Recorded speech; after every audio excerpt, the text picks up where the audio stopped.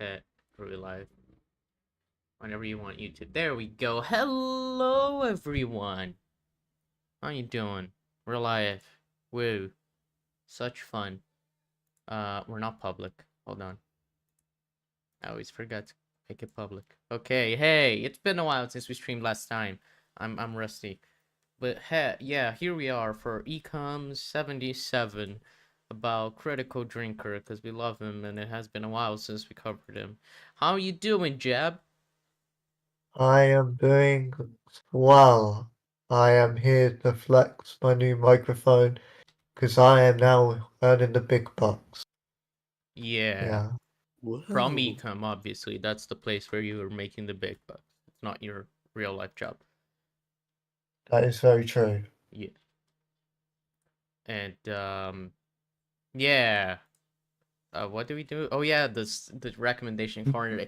Every time we spend like a couple weeks without doing this, I just forget everything we're doing. But okay. Recommendation corner. 10, recommend something that you would like to be recommended. Well,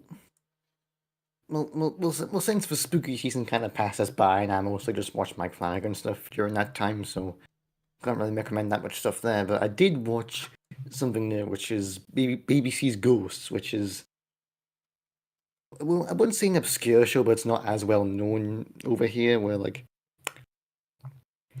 it's, I guess to give you the simple premise, it's a comedy show where a woman played by Charlotte Ritchie inherits a house and she winds up finding out that it's haunted and she can see the ghosts. And that's where the comedy comes from. And if you grew up in like in the early 2000s and had good taste, you'll probably recognize a lot of the cast because it's the same lot that does Horrible Histories. So like you'll recognize a lot of the main players there, and it's not just your typical haunted stuff. It's like a lot of really interesting characters. Like there's a ghost who was a Tory politician from the 90s who died while having an affair, so he's got no trousers on. There's a captain from the World War II who is so obviously gay, but like the show never makes it a joke that he doesn't know. It takes his time. It's not like when everyone was saying Shooty. When Shooty came out, everyone was saying, "Oh, we already know." It's like, it's a nice character thing because the show actually has like a lot of really heartwarming character stuff. Like if you're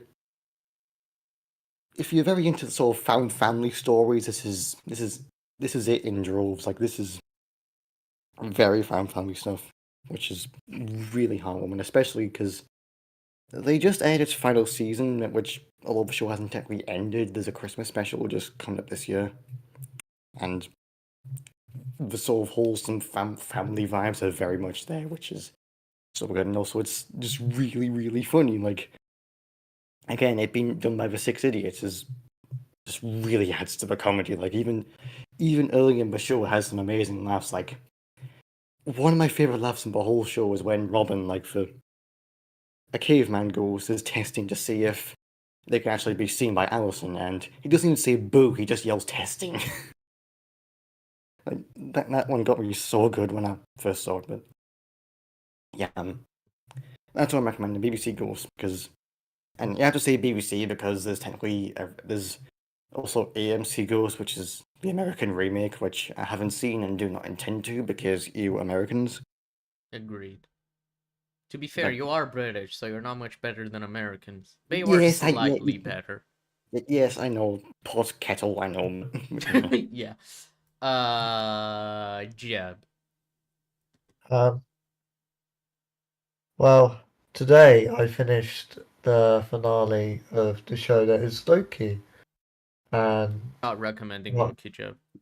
I'm recommending season 2. You're not It's recommending Loki, Jeb. Why?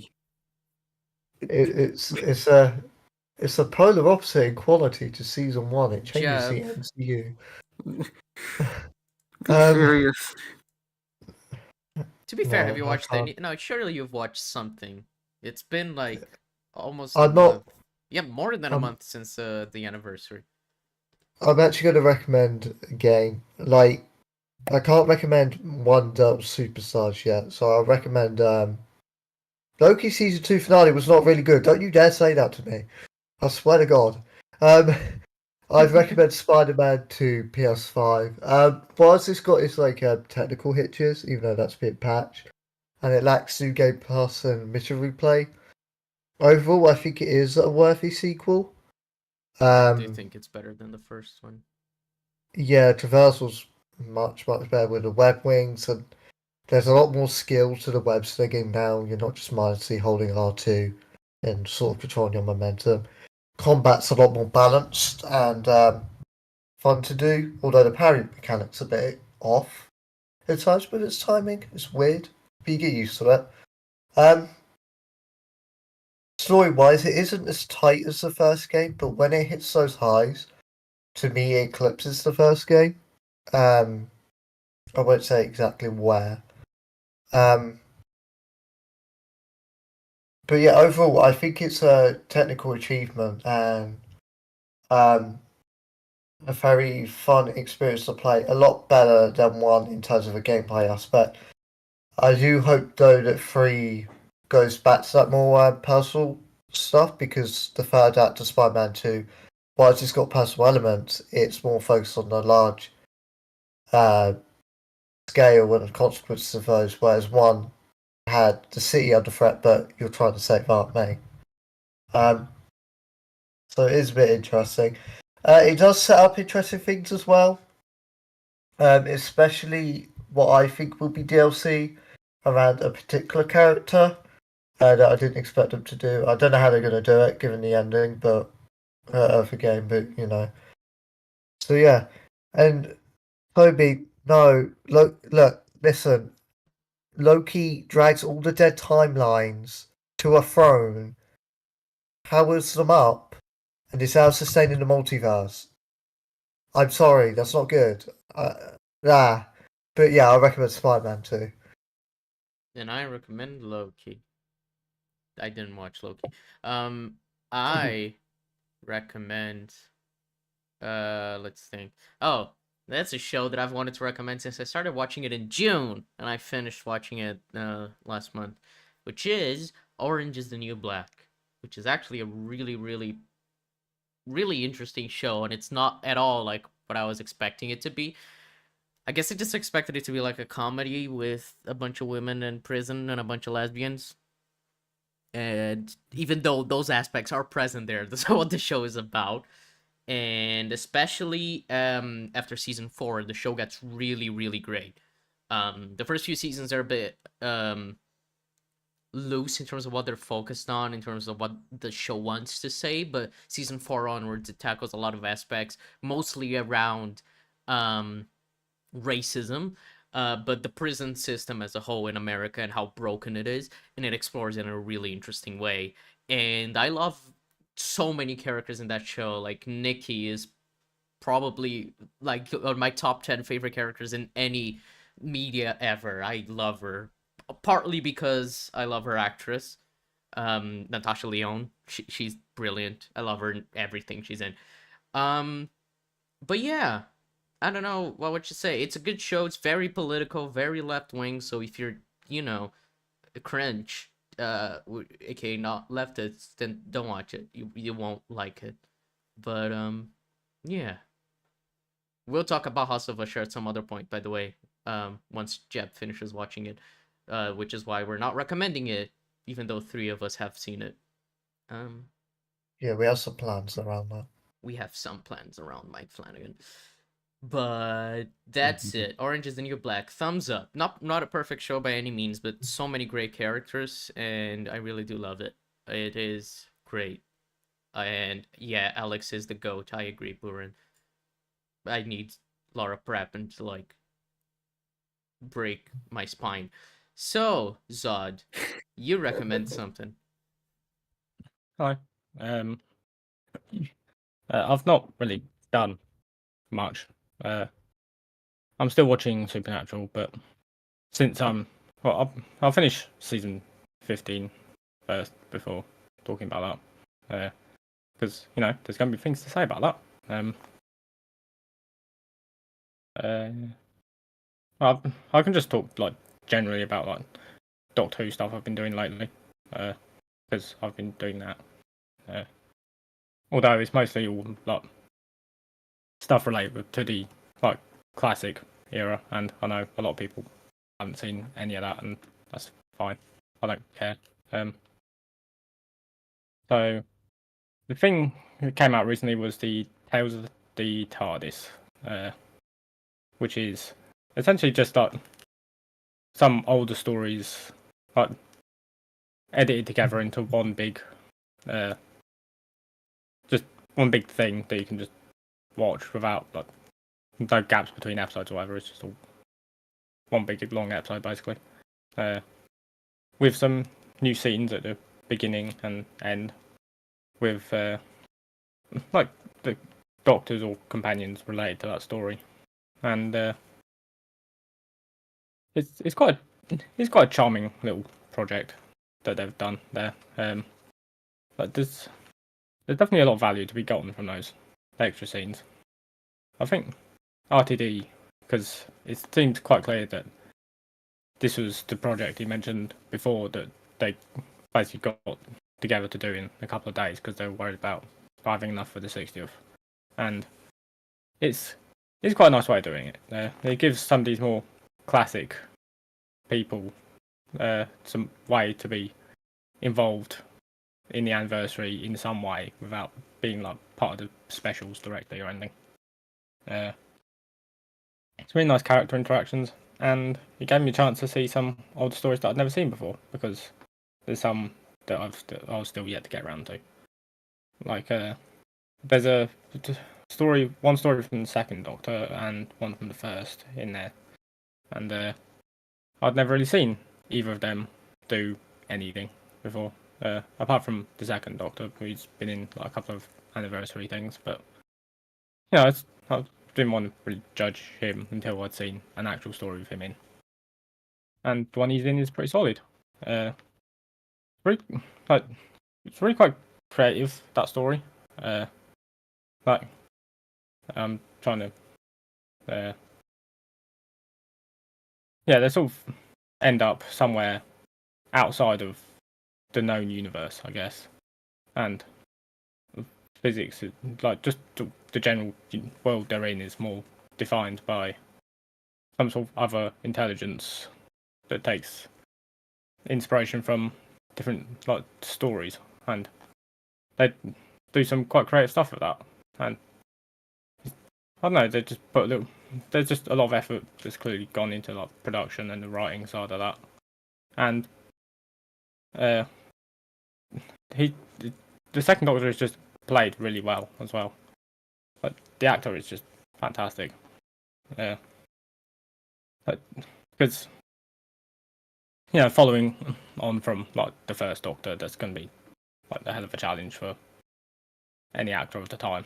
And he did feel like you can see sort of where more modern Doctors sort of get their inspiration from him in a way. I think Matt Smith said that he took a lot of inspiration from him.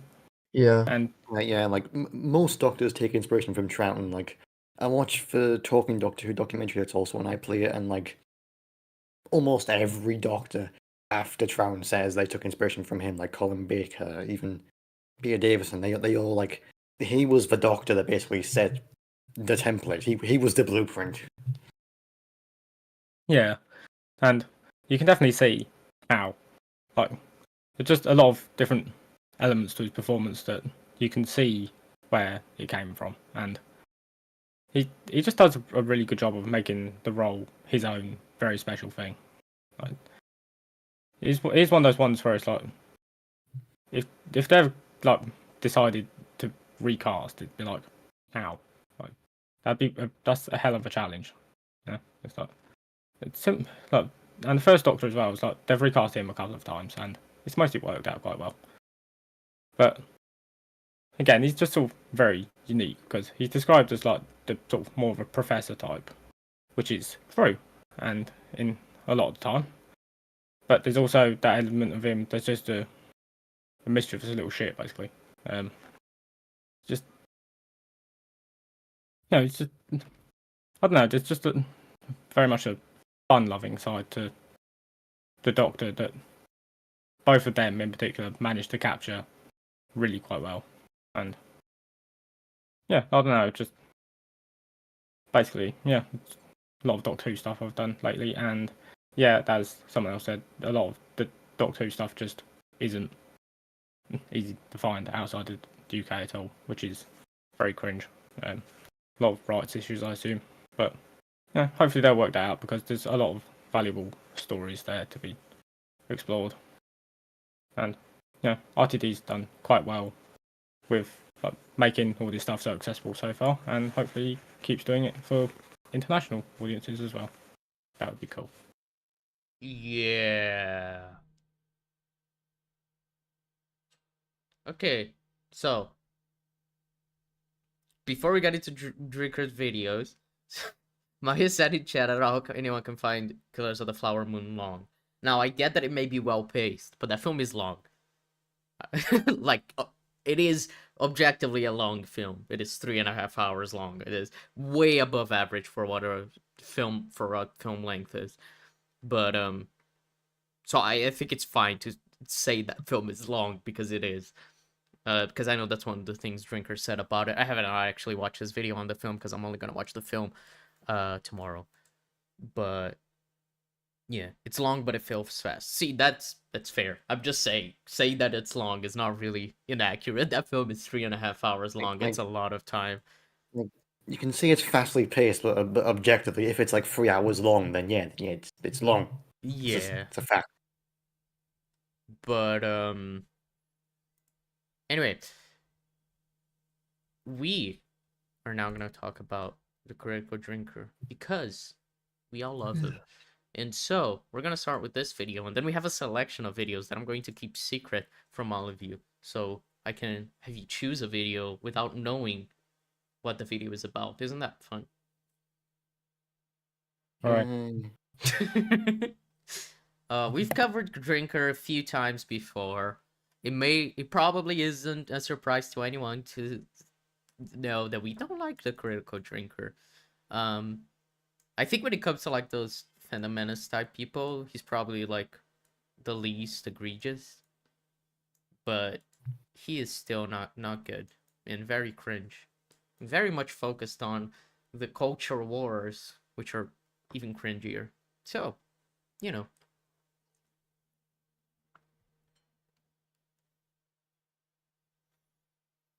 There's someone who hasn't joined. I like Tin's name. Thank you. He does like calling everything woke. Yeah, him and every right winger in the world. Alright.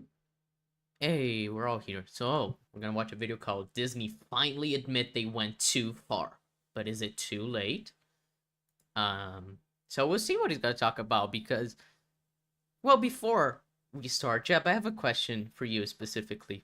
Do you think Disney went too far with their left-leaning political ideas injected into their films? No, but I think it's under a veil of what's profitable and how to exploit it for money. They're not actually going far enough I wouldn't even call it like left fucking wing politics. I just call it basic like human decency, like accurate LGBT plus representation. Like they're doing it on such a surface level that they haven't gone far enough. They're just doing whatever's enough just to get that amount of profit and entice people. Like you always see them describe Disney and stuff that comes out of them as like this super woke. It's gone so far, but then you actually watch it and it's just. Well, it's like just the seamless. what was that animated film that had two gay kids? I forgot the name. Came out like this year or last year as a Disney animated film, and all it had was a kid looking like a boy looking at another boy, and then getting flushed, blushing. Yeah, that's the word, blushing, and then looking away because he had a crush on him, and that was it. That was the entirety of it. And people said that they were indoctrinating kids. it's like they see the most minor surface level stuff and blow it out of proportion. Like they like a character could just be slightly effeminate, and they treat that as like, oh, they're indoctrinating the kids, they're forcing the woke down our throat, and it's like it's something you wouldn't even notice unless you were like looking up close of a microphone, like no microphone, magnifying glass. Microscope. Microscope? That's it. Microscope is the yeah. Yeah, just like if you would ultra scrutinize it, then you'd notice it. But like the casual kid probably isn't even gonna notice. Like, just silly. What the average kid also does not care. It's like, oh, that's a gay person. Okay, moving on with my life because I'm not a deranged lunatic who can't see a gay person and then loses his shit. I think it was Strange World, by the way, the film. Oh yeah, that's it. Because I don't know. But the son in that film is gay, and like there's a whole thing how like Disney kind of sent that film out to die by barely promoting it. Yeah. My face when a boy doesn't brutally murder someone. They are very feminine. That's actually funny because one of the videos in our selection that has to do something a little bit with that statement. Anyway, Jebs and Tins, even though I didn't ask Tin, how dare you answer my question? But both of your answers were great. That's exactly what I wanted you to answer. Because the entire point that of this shit that really annoys me is how right wingers think like, ah, man, the companies are going woke, they have their political agenda, but it's all virtue signaling, and they're like so close to understanding the point that every normal and leftist person knows, which is that it is indeed performative. We know, the left knows how performative and shallow it is, and how it's just trying to appeal to people without actually going far enough to be, fighting the establishment or fighting the ideas that the general society has against marginalized groups, which is what RTD tries to do with his shows. He is actually like pushing the needle. Disney is very much playing it conservatively, especially with the way they keep cutting out scenes and everything with it. Their films are shipped out to China and whatnot. Like, we know this, and then when Disney does this, the right wingers think like, oh my god, they're such hypocrites. How dare they do that? When it's like, we know that they are hypocrites. They don't care. They just want money. But these people don't seem to understand it. They're literally falling for the propaganda that these films are making, which is the propaganda of, we want to appeal to people so they like us more, even though we don't actually believe in what we're doing. But then these people keep thinking like, oh my god, I can't believe they're indoctrinating because they want people to become trans, queer, socialists. When it's like, that's obviously not what they want. Disney doesn't have a political agenda, a trends agenda. It is just, they want money. And right wingers, like, they can't see past the fact that we know it's virtue signaling. And it's what's so stupid because they think this pandering is like, when it's acknowledged as pandering, it means that it's like people on their side, when it's like, no, the entire left knows this is pandering, knows this is bullshit that these companies are doing just because they want more money. But you guys keep believing in it because you keep saying that they have a political agenda, when the entire left knows that they don't. They just want money. That's what's so stupid about it. And that's basically, Jeb said like the big part of it, and I just wanted to have that rant because it really annoys me, this stupid concept that like companies like Disney actually care. Like, they say that Disney is a socialist company. How can that ever be the case? They're literally one of the biggest companies in the world. They're more capitalistic than anything in the universe. Like, it's so obvious. So yeah, people are stupid is the bottom line.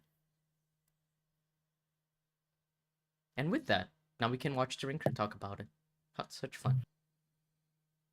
Reality really does come at you hard. Whether you're a wannabe Mr. Universe trying to lift way beyond his capacity with no spotter on hand, or a drunken 20-something woman that's watched too many Marvel movies and thinks she can take on a grown man twice her size, or in this case, the CEO of a multi-billion-dollar entertainment company who decided it was a good I'm only going to stop it there because he's using Bob Iger. Bob Iger wasn't around during the Bob Chapek era where they all cite the problems being very prevalent then. That is true, but Bob, they still say that Bob Iger's shit. I don't know if it really matters to them. it's like, if anything, Bob Iger's actually supporting their cause because he's backtracking a lot on what Disney's doing Fair. and like taking a few steps back essentially. So it's weird to use Bob Iger. They kind of ignore that Bob Chapek ever existed. They think This, Bob Iger was the CEO forever. to be fair, Disney ignore Bob Chapek ever existed. So, Yeah, I think everyone forgets that that period happened. good idea to the middle of a highly divisive culture war and somehow not expect to alienate a massive chunk of their potential audience. What? DeSantis is a right winger. What is happening? Why? Why am I seeing What? Mickey Mouse wearing a MAGA hat and shirt and talking about Also- Ron DeSantis? Also, like, pretending that Disney have only waded into politics now is utter bullshit. Disney have been a political powerhouse for decades. Disney are a huge company. They have a lot of pull when it comes to politics and lobbying. Like, Especially when it comes to laws surrounding copyright. They have been meddling with politics a lot because of it. like they've been they're celebrating the 100th anniversary this year. You really think only now they're getting into politics? Yeah. I'm talking, of course, about Bob Iger, the CEO of Disney and the man largely responsible for changing the company's public perception from a wholesome, patriotic, family-friendly, and highly Patriotic. I want to kill myself. Did anyone ever see Disney as a patriotic company? No, I thought the whole Yeah. point was to be for anyone around the world, which means it cannot Yeah. be patriotic. Yeah, it was like a global thing. I never saw them as patriotic. respected entertainment brand that strove to honor the ideals and principles of its founder into a Yeah, maybe you shouldn't. Walt Yeah. Disney is not the best. It's like, which I don't know. I think the drinker will be the kind of guy to say that the founders of America were nice people. We should strive to uphold their ideals. When it's like, you do know that they were all slave owners, right? And pro-slavery. Yeah. It's like you just ignore history. He was a nice old man who wanted to make children happy. Ignored the racism. Fuck the Jewish. Fuck them. Walt Disney. Yeah, I'm sure Disney was very patriotic when they had Donald Duck be a Nazi. Yeah. Well, they've had a few things that were very questionable over the years. Pretty sure Pocahontas is one of the stories that's like one of the most criticized in terms of the way it portrays Native Americans. Yeah. It's not. Yeah. Well, introverted So- robots, slaves are patriotic in the sense that America was built on slavery and the effects of slavery are still seen till today. And society is built around those effects. So, in theory, kinda. Slaves are patriotic. And plus, Patriotic. slavery is allowed in America in prison, so it's not been totally abolished because America is a fantastic place. sinister corporate behemoth that gobbles up studios and IPs quicker than Lizzo consumes hors d'oeuvres at a party. I do love fat shaming. Lizzo, she eats food, you know, because she's big. Good one. Great drinker. wanna That's see- a real howler. Disney acquisitions over the years. Because, like, yeah, Fox is big. And what was the other one recently? It would help if I remembered. But like, people will be like, oh, they got Marvel, they got Lucasfilm, and I'm like, well, they got them a decade ago. Lucasfilm wasn't really that big. Marvel was an emerging thing. To I be mean, honest, yeah, their biggest they bought Marvel before Avengers. It's just that Paramount was still producing Avengers. By the time it came out in 2013 is when it moved completely to Disney. So it, like even then, even before their huge hit, which was Avengers, was when they bought it. So it wasn't really the biggest thing yet.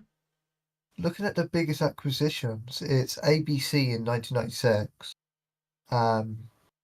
which it was 19 billion. Then you got Pixar was when. 2006, 7.4 billion. Mhm. And then the biggest one, which eclipses all of it, is Fox, 71.3. But the rest of the acquisition stuff that people have been hearing outside of Hulu has been complete rumours with not anything happening. Mhm. Not to say they aren't trying to monopolise our company, but they haven't actually acquired in the way people think they have. They've only acquired once in the last 5 years, which is Fox. Right. Yeah, I actually had a perception that they had acquired more stuff. Yeah, it's common perception because of how it's like continuously big things like Fox, Lucasfilm has Star Wars, Marvel's now a behemoth franchise, but that's because of post Avengers, which I wouldn't count. Yeah. Cannibalizes and destroys beloved franchises and legacy characters. Okay, he thinks this is the perception of Disney, and I just for sure that it's not. Like, if you ask a normal, like, general audience type person, this is just not the perception they have. Just think if they even know that Disney owns these properties, they're just gonna be like, yeah, they're making a lot more movies of these franchises, a lot of big budget films, and I like them because they're fun. Like, general audiences aren't really that invested in this culture war. Like, oh my god, they're ruining everything I loved as a child. Luke Skywalker's ruined. Like, it's not as involved in that. Not to say that Luke Skywalker wasn't ruined, by the way. I do think the Yeah, sequels are it's like garbage, but that's beside not, the not, point. not, not to say that he's necessarily wrong about Star Wars and all that, but like if you ask someone on the street what they think of like Marvel, Star Wars, and that, they probably wouldn't give as much of a shit as we do, for instance. Well, Yeah. it's like to add as well. So he goes to once they acquired Devon, and that's actually pretty telling. Um, in terms of Marvel, they didn't really ruin anyone until recently of their own developed characters. Star Wars is where you could go, yeah, but other than that, you can't really say anyone. It's only their own products. And even then, like, something like Predator, which is now their property, I think, because it was made for Hulu directly. I'm pretty sure it is owned by Let them. me have a They look. Yeah. they made Prey, which is not only well received, but actually a really good movie that even Drinker liked. And it's a franchise that he had been saying had been turned into garbage a while back. So I don't know. Maybe they're not destroying everything. Maybe it depends on how much they let the writers work as normally, Yeah, it's just like what it's like. Can we like focus on what's accurate, like the exploitation of VFX workers, or the corrupted writers, or the inadequate implementation of actual representation, not like this bollocks that just falls on rhetorics without any substance behind it. Mm. I guess you could say Indiana Jones is also another property that they ruined, even though Indiana Jones 4 was Indiana already Jones bad. 4. Yeah. Yeah, like I don't know. They do like to say, like, oh, they're bringing it back to ruin it, but, like, a lot of these things have already sucked before. it's like it's like when they say, "Oh, they ruined Star Wars," as if they didn't make as if they didn't make fun of the prequel trilogy for a decade. Yeah. It's the kind of thing that I don't know, is because it's like they haven't ruined it. They're not killing the franchise. You can still, bring it back and save it, quote unquote. Just thankfully what's happening with Doctor Who now. Like, you can still have a garbage era with Chibnall and then have RTD back and have him do like some fantastic stuff. You can still get like really fantastic creators to, you know, really recreate the glory years of Marvel and Star Wars and whatnot. And yes, Drinker did with like DC. it. Yeah, Same with with DC. James Like Gunn, they, yeah. they run the worst period they've ever been. To be perfectly honest, that period of DC films is probably some of the lowest point for live action DC, and then comes James Gunn and Matt Reeves to say, "Hey, we can make good stuff." Mm-hmm. Like you can pull yourself back up. It just takes a good bit of effort. Yeah. With a series of disastrous sequels and soulless remakes, and uses the hard work and talent of Oh yeah, I guess you could count the remakes as killing franchises or whatever, or destroying old stuff. I guess I would count that, yeah.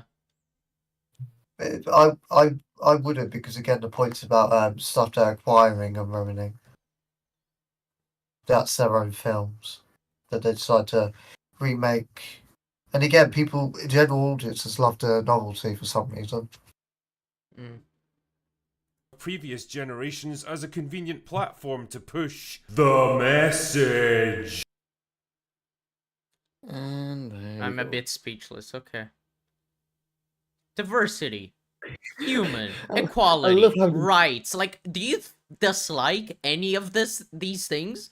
Fucking They- Drinker? I love how Say so. the message is let's work together. Yeah. You think teamwork is part of the message? In the top right is just ways to say hello in different languages. What? Drinker, what is happening? Have I lost my mind? Let's work together. Equality, rights, diversity, human. These are all bad things according to Critical Drinker. I've lost my mind. I just can't get over the safe zone there. Yeah, it's hilarious. Oh my god. If you imagine if he's like driving down the road and he sees like a safe zone sign and he goes, "Grr, they're making the road signs woke." Yeah. The message of black children riding a long bike. Black children can ride bikes. What the hell? Oh my god, Drinker. This is hilarious. The fact that he thinks this is bad in any way. Why is there an elderly person at a graduation hat? I don't understand. Wait, where? Up to the top right of social justice, there's an elderly person and there's a graduation hat just above that elderly person. Oh yeah, I think that's just education. Because right wingers think schools are gonna woke. You Generation. teaching- Surely Critical that'd be on their side. No, you have to be homeschooled because schools are grooming your kids. Yeah, no, yeah, right wingers think that schools are super woke and teaching critical race theory, and they love homeschooling, which, yeah. To put it in diplomatic terms, this turned out to be a suboptimal strategy. And in case the Oh yeah, hold on, because I stopped because I was kind of speechless. I want to get his point.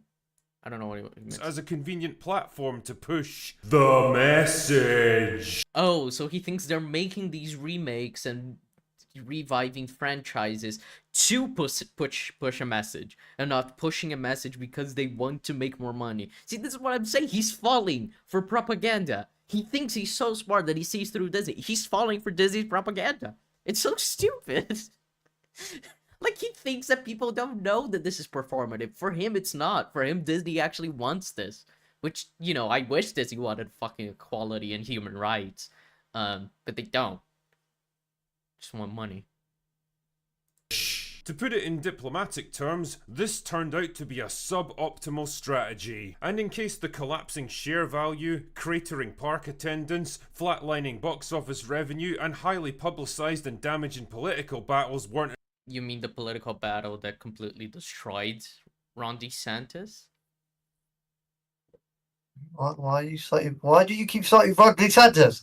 He's not respected by anyone. Yeah, What the no, fuck? it's because he waged a war against Disney's wokeness, but then he then he was sued by Disney. And now he owes a lot of money. So that's why. And I guess he thinks Ron DeSantis is the good guy fighting the good fight against the woke left of Disney trying to groom our kids. Also, it kind of makes it seem this like Photoshop makes it seem like the trans rights person is like on the safe side as the DeSantis, and the MAGA Mickey, and I think that's really funny because it's the opposite. They're fighting against one another, but whatever. Like it kind of makes it seem like DeSantis is a leftist. If you didn't know who DeSantis was, but looking at this image, you would be very confused. enough to This drinker like Ron DeSantis? Probably, yeah. clue you in on this fact, then a recent statement by old Bob himself during an investor's presentation at Disney World that he wants to quiet the noise around the culture war is really the final nail in the coffin. It's What's the the context, drinker? What's the context? Let's have a look. Jeb's Googling. it Quite right annoying. Well, it's like I'd like to know, the context. Well, to be fair, right wingers would never be against. Well, to be fair, he talks about the message, not the context. Oh man, Drinker's great. Right. What a delusional person. Like every person on that side of YouTube. Jesus Christ. Have you The found- Iger told investors, apparently, released Wednesday, that Needham and Company analyst Laura Martin wrote a report released Wednesday that Iger told investors the day before that his primary goal is to quiet the noise because culture wars are bad for business. It just sounds like he wants Disney to take a step back from commenting on political matters overtly. Yeah, it's because right wingers fucking review bomb and make their films and what's the word? Boycott their films. It's yeah. Yeah. But it's bad for business, and I'm like, drinker, do you not see the It's the point motivated there? by profit and not motivated by, and it's the kind of thing it's because it's stupid because they think like, oh, go get woke, go broke, but then a film like Everything Ever All at Once that won the most awards out of any film ever in history and at the Oscars, which is a film about an immigrant Chinese family and about a lesbian girl who needs to be accepted by her mom. Like there's so much about that film that is just in no way, that is just very woke is what they would say. Like you can see a lot of that in media nowadays, just that with Disney they don't do it well because it's, they're pandering, they're not trying to tell a story, whereas something like A24 actually does produce films with creative minds behind it, and those films are more successful relative to their budget because their actual stories being told by people and not a corporation trying to pander to people just to sell tickets. It's stupid.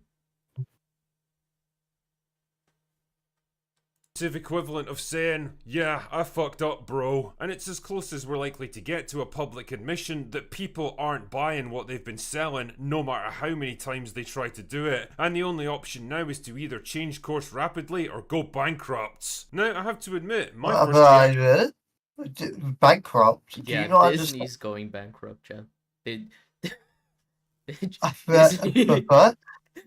Disney was very close to going bankrupt, so they had to backpedal. This is man. He's probably a Tory folk. I'm not going to ask. He knows economy.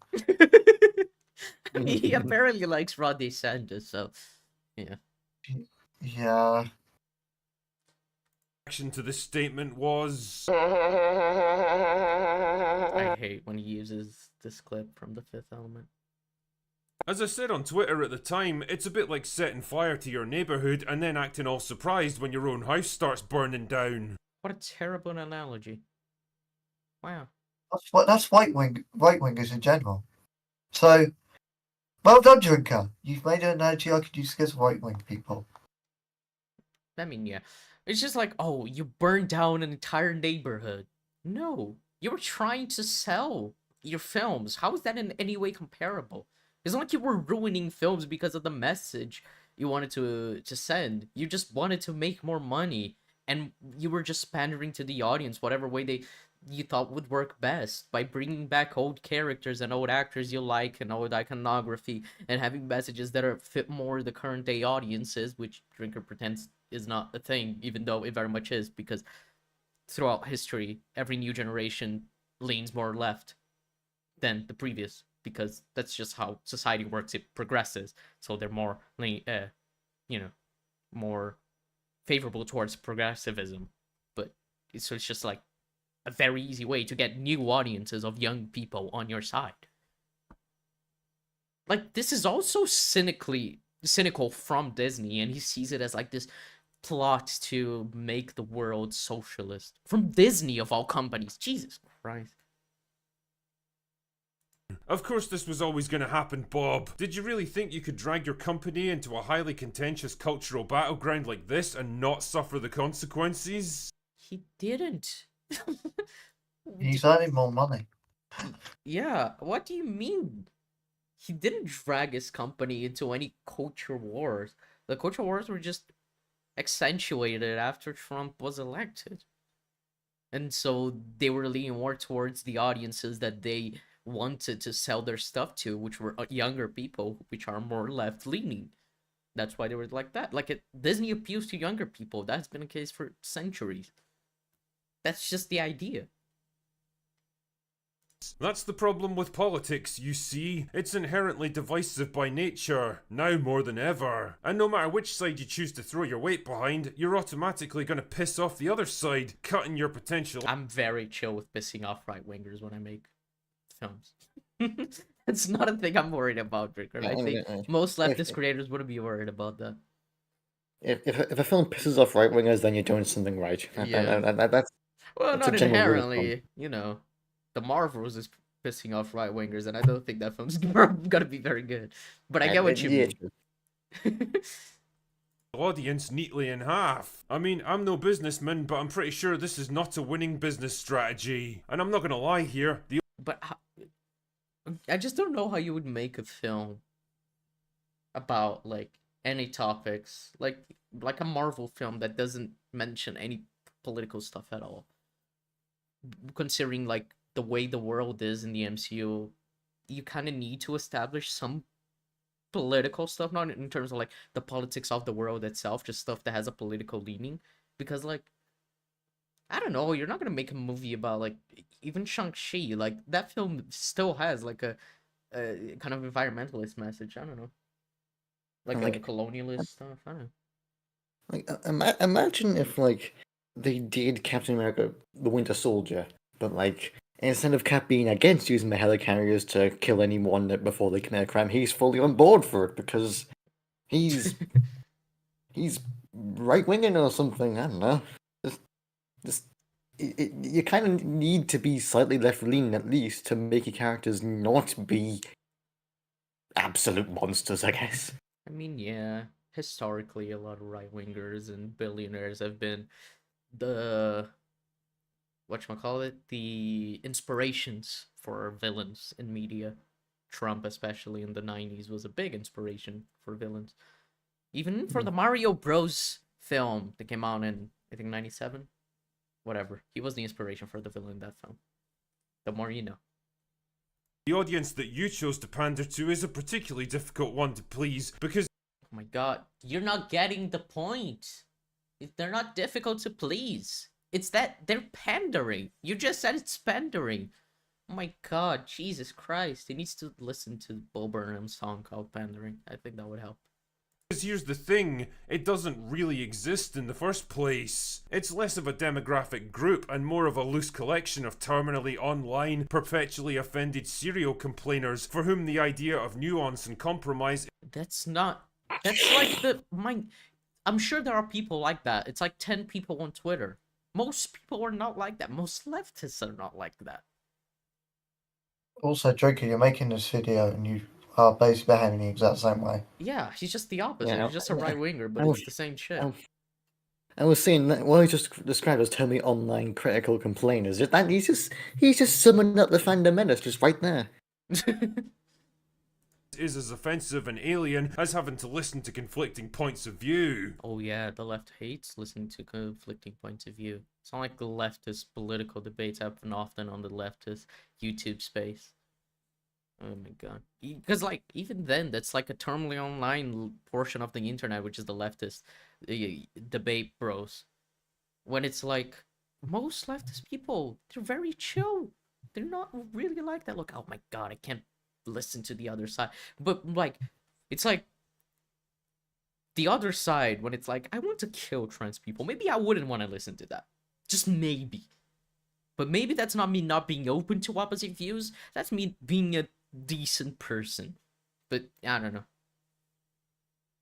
People like that will never be happy. No matter how much of your previous work you censor and remove and edit to try to appease them, they'll always find a new thing to be offended and outraged by. No matter how many concessions you make, no matter how much ground you give them, their demand is always going to be the same.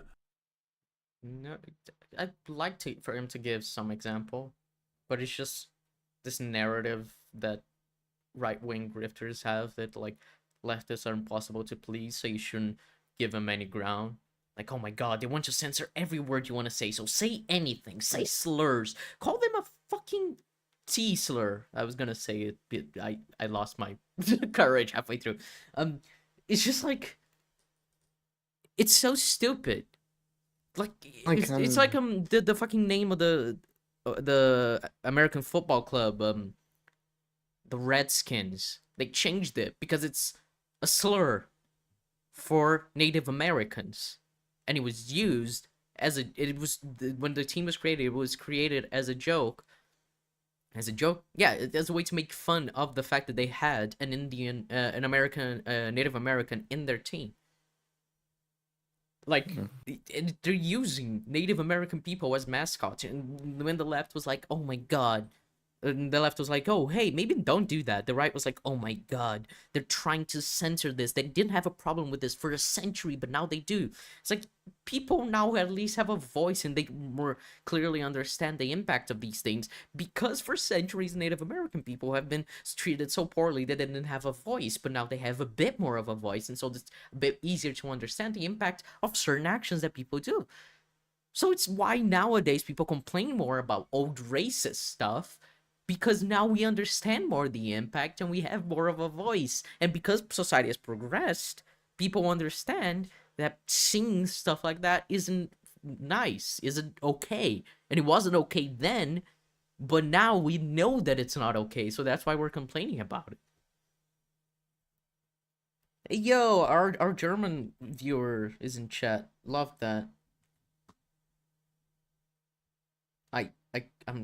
I still don't understand a single word he says. Well, not a single word. I know Guten means good. Meine means mine. Huh? You speak a foreign and you're gone. Can't have foreigners. No foreign. Oh no, he said something. I know that the last part of his message is my favorite group. I don't know what Shonen or Abend is. I hope he means us. If they mean us, thanks, bro. Even though you never speak a word of English, so I don't know why you're trying to talk to us. Have a nice evening, But anyway, I was ranting about, like, stuff.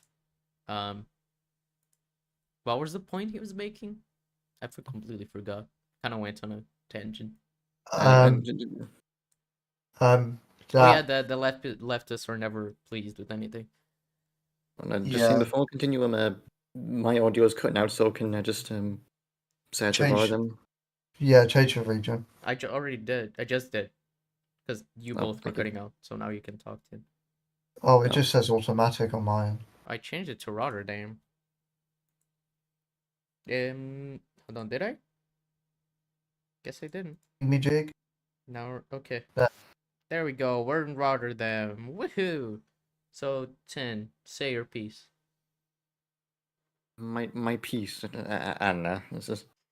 I don't know. You said, I thought you were gonna say something because you were mentioning you were cutting out. Oh, it's just that before I was trying to say something, and then like, you suddenly cut out, and I have to wait to make sure if you're still talking, and it was just awkward. Oh, okay.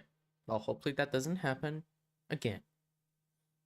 Concessions you make, no matter how much ground you give them, their demand is always going to be the same. More. Until eventually they'll demand something Wow. that you can't give them, in which case you'll become the enemy just like everyone else.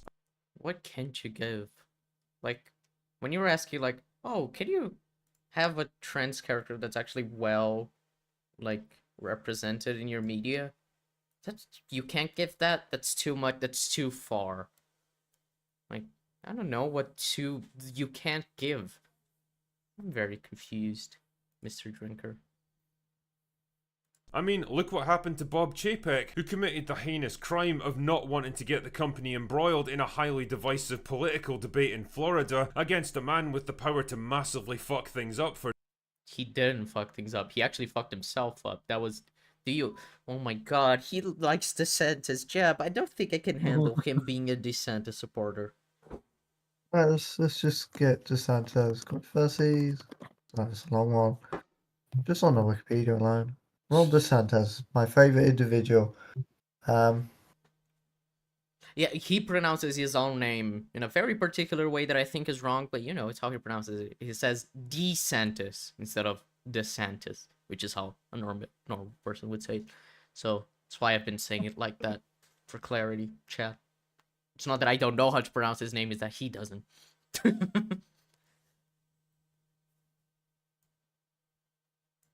It's also like, does he think Bob Chapek was fired because of this, and not because of the way he absolutely tanked the company by forcing his workers to make like 600 products a year because he wanted to keep pumping them out? Like that's why we had a bunch of Marvel TV shows and movies coming out all the same time. He wanted to keep churning them out. Yeah, so domestic policy opposes abortion. Oh, are you googling DeSantis? Oh yeah. Oh Ju- yeah, Just I know a little bit about him. yeah, opposes abortion, denounces Planned Parenthood, which provides sexual health care, sexual education in the US. Opposes legal recreational marijuana, but approves of medical. He during COVID-19, he hated any form of any mandate or vaccination or anything. He supports the death penalty. Oh, yeah, he does. I don't really care about his economy. He's obviously a capitalist that hates any sense of human rights. Is against the gay bill, obviously. It's Yeah, not like he wrong created a to big stink with Disney because Disney didn't oppose Disney Yeah. did oppose the Don't Say Gay bill, even though they kind of didn't. And so it's just like, oh, how dare you? That bill is great. He's also, did you know, actually, Jeb, did you know that Ron DeSantis has done human trafficking? I'm not surprised, but I need to read this All right. with sincerity. All right. On December 15th, 2021, DeSantis announced a new bill to stop wrongs to our kids and employees, Woke Act, which Yeah. would allow parents to sue school districts that teach their children critical race theory. Yeah, I did know about that. But yeah, let me explain the human trafficking. So basically, there in America there are a couple cities called sanctuary cities where immigrants are taken there to be taken care of. Like New York, for one, is a sanctuary city as far as I'm concerned. Like that place has a lot of immigrants. Anyway, big point by the right wing is that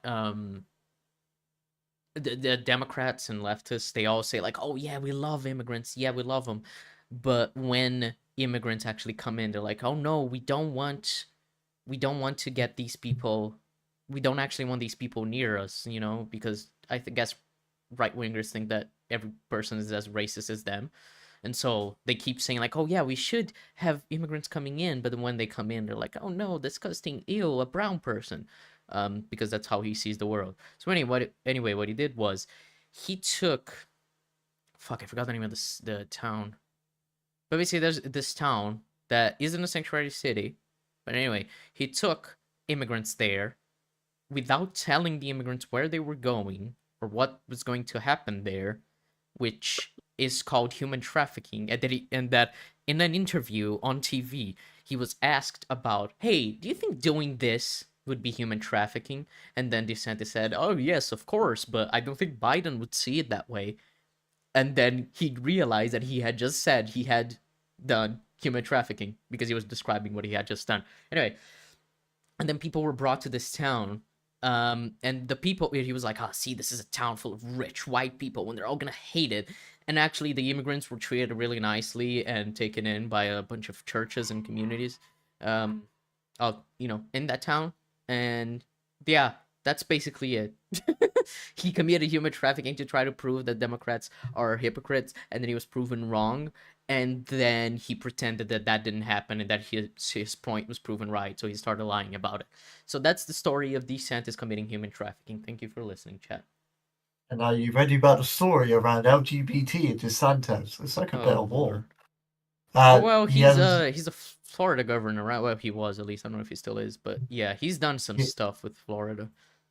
He has a 0 rating for his voting record. He has opposed any bills or rulings that is pro-LGBT+, literally any, even same-sex marriage. He had a non-discrimination order for state employees, but excluded sexual orientation and gender identity.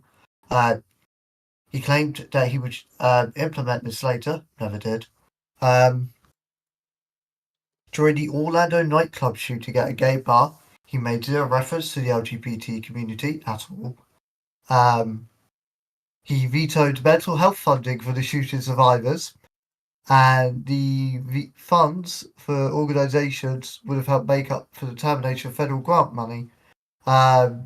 He has signed a bill that bans transgender girls and women from participating and competing in middle school and high school girls and college women's sports. Is pro Florida Parental Rights Act in education, which is Don't Say Gay bill. Fought with Disney on it. He didn't recognise that Leah Thomas won a NCAA Division 1 championship, saying that because she's trans, she didn't win. No medical transition beauty blockers or literally any support in any social way for transgender teenagers. DeSantis targeted Dylan Mulvaney around the Bud Light stuff and said how it's woke companies. And that he refused to, at an event, serve any Bud Light. Oh my god, yeah, I forgot the Bud Light shit with Dylan Mulvaney.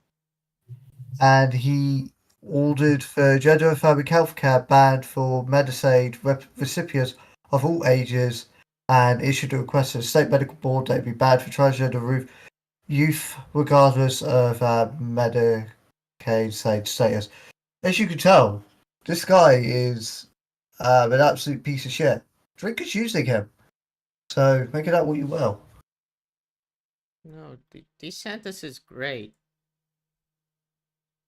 Against a man with the power to massively fuck things up for Disney. Before you knew it, the activists were all over it, and Bob was forced into a humiliating public climb down. And tell me, did this actually help your business in any— How are these two things related? What?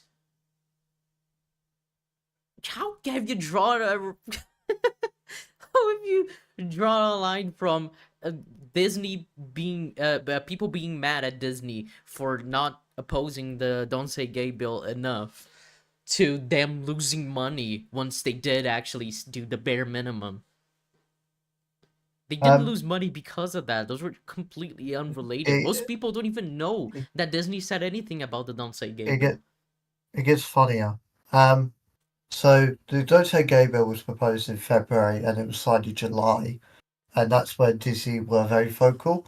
In July 2022 to January 2023, you can see a spike around that summer period, which indicate their shares went up after they supported it. Oh yeah. That is kind So of some, funny. something else calls the declination, not the Don't Say Gay bill, by his logic. That Yeah, is- well, Drinker need a chart to prove his point. He just didn't pay attention to that bit. Well, it's what the kids like to say, that numbers don't lie, but you can use numbers to lie. So keep that in mind. You need to interpret the numbers correctly. It's why Ben Shapiro, for example, is so harmful as a commentator, considering he uses what he likes to say are facts, which are oftentimes facts. It's just that he interprets them so poorly that he ends up lying and making shit up to support his agenda and viewpoint. So yeah. Anyway, did people suddenly flock to your theme parks or rush out to see your movies? Didn't think Uh, so. The only thing I just That- want to check something. But that wouldn't have mattered anyway. That's not the point of Disney attendance down for Disneyland. Yeah, I'm not interested in Yahoo News. I mean, Yahoo News, as far as I know, was not the worst. This is Walt Disney World, not Paris. Yeah, this is just in America. And this is due to the high costs and the recent economic issues. Let's see what this article says. Because it says don't blame politics. Yeah, it literally says don't blame politics. Amazing. Let's see why. Record-breaking heat, which has prevented people from wanting to go outside.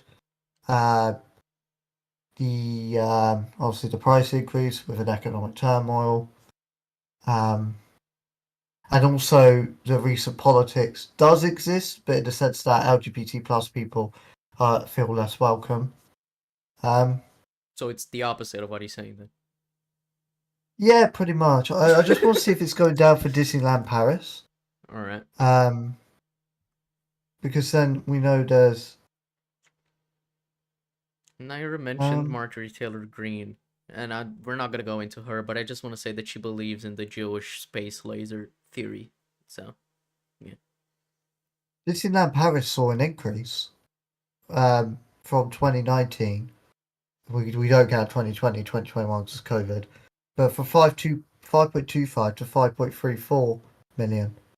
So it's only Disney World, which doesn't actually show anything of panic if the others are doing so successful. There's a localized issue there. And I'm pretty sure France dealt better with the with COVID than America, which is not a high bar, but you know. Yeah, they did. They didn't do well, but they did. Yeah. thing that did happen is that you lost the special tax exemption status for the land around your theme parks, massively increasing your operating costs. Oh, Thanks, Shrinker. so you for just proving my explained point. the issue has nothing to do with it, right? Or am I going insane? Happen is that you lost the special tax exemption to see your movies, theme parks, or rush out to see your movies? Didn't think so. The only thing that did happen is that you lost the special tax exemption status for So I assume they lost the tax exemption ship because of these Santas and fighting them about the Don't Say Gay bill. Because they Which opposed it. he's now being sued, so Yeah, and if that's why Disney's attendance went so low, Disneyland's attendance went so low, then like you're basically saying you need to bend to right-wing politics or get fucked entirely. That's the left. That's the left's issue. Yeah, the left's fault. That's not authoritarianism at all. Okay, Drinker, it's not DeSantis' fault. That's insane. How can you make me side with Disney? Jesus Christ. the land around your theme parks, massively increasing your operating costs, and got dragged into a protracted and very expensive legal battle that's still going on even now. And what's kind of sad here is that none of this needed to happen. This isn't a hill that you had to die on. Why? Because you're a fucking entertainment company, not a political party. Normal, everyday people Yeah, so why did DeSantis... whatever. don't want or need you to champion a cause or push forward an agenda, because that Yeah, Disney's pushing forward an agenda. The agenda of, I like money, so give me more money. I hate when people buy this bullshit. It's pandering and you know it, so why do you believe it? that's not your job. Normal people don't need you to fight for or against them. Hard disagree. Media is one of the best ways to get not only information out there, but different points of view and stories through art told about marginalized people. And if the media is representing people who are marginalized in a way that's positive and done thoughtfully, that helps a lot. That helps those people a lot. So I actually do think that companies should fight for these people. It's just that they don't. We know it's performative. I think it's really absurd to say it doesn't need people to fight. Like, Disney doesn't need people. No, people don't need Disney to fight for them when it's like the biggest entertainment and media company in the world. If they're making stories that can help marginalized groups, that's amazing because it's one of the biggest voices out there. It's just that they're not doing it well, which is the issue. Or to praise or lecture them. Normal people watch your movies or go to your theme parks to have a bit of fun, to escape the worries and pressures of everyday life for a couple of hours, to lose themselves in the fantasy for a while. Yeah, that's not. If you think that's what media should be, I think you have a very low bar for films.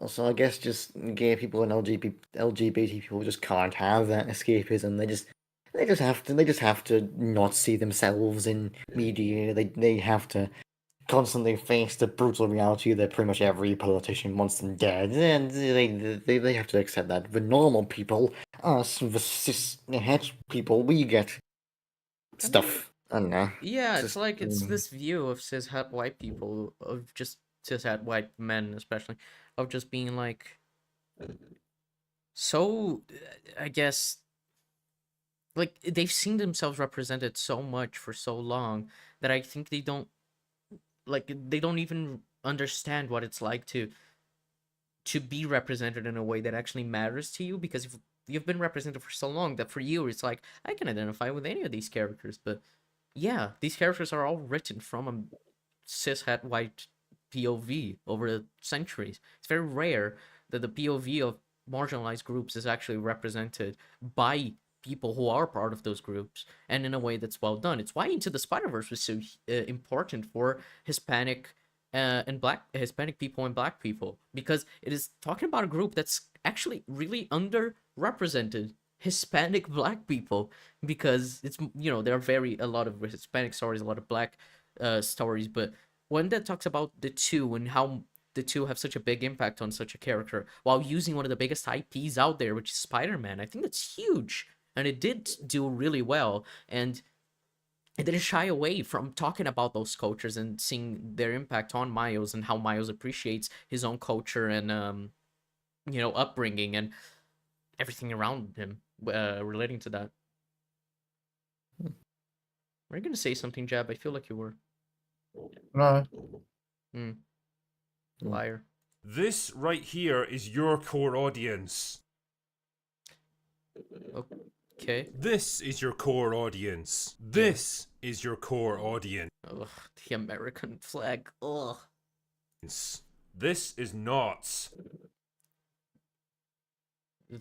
A random person with a beret. No, it's better than what I thought was going to happen. I thought I was going to see a gay couple with like adopted kids, and he was going to go, "This is not your audience." I don't think he's that outwardly bigoted. He doesn't know that what he's saying is bigoted. He thinks that what he's saying is just like that this small group is not of actually like minorities, because minorities don't want to be represented in this way, which is somewhat true, but again, it's him missing the point, is the minorities want to be represented well by stories, not the way that Disney does it, which is pandering, but he doesn't understand it. So I think that's his point. And the last thing your core audience wants from a family entertainment company is to run into the same preachy, divisive pandering they get bombarded with. I love that he showed Wally, a film I was gonna about say, Wall-E is environmentalism. like it's the most overt environmentalist film just in the Not past only 20 years. environmentalist, which well, firstly, environmentalism in America is a partisan issue because the right wing believes that climate change isn't a thing, which is baffling. But beside the point, that film is extremely anti-capitalist, extremely. But You know, like the film basically opens saying capitalism killed the world. Like you can't get more explicit than that. French people are not Disney's car audience. Yeah, that person looked French. That's true. French people are not Disney's car audience. That's what Drinker was saying. Fuck the French. You know, I can agree with him on that. Fuck the French. Amen, Drinker. With on a daily basis. And the thing is, while I can at least respect the fact that Iger's finally acknowledged the problem he created and what he needs to do to fix it, I don't think he appreciates the monumental effort it's actually gonna take. Talk is cheap, actions are what counts here, and this one's gonna require the Mount fucking Everest of actions to put right. Disney as a corporation is riddled with this stuff now at every level. It's become part of the corporate culture, mostly because he allowed it to happen. He let the What are you talking about? What stuff?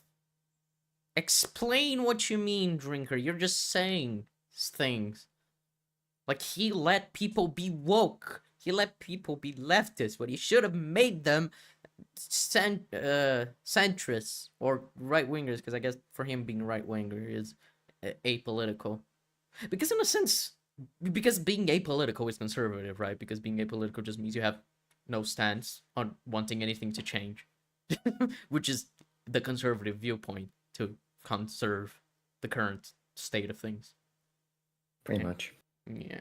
the foxes into the hen house, and not only are they eating all of his chickens, but they're multiplying at an exponential rate. And believe me, they are not gonna leave without a fight. Getting rid of them is gonna require mass firings on a level never.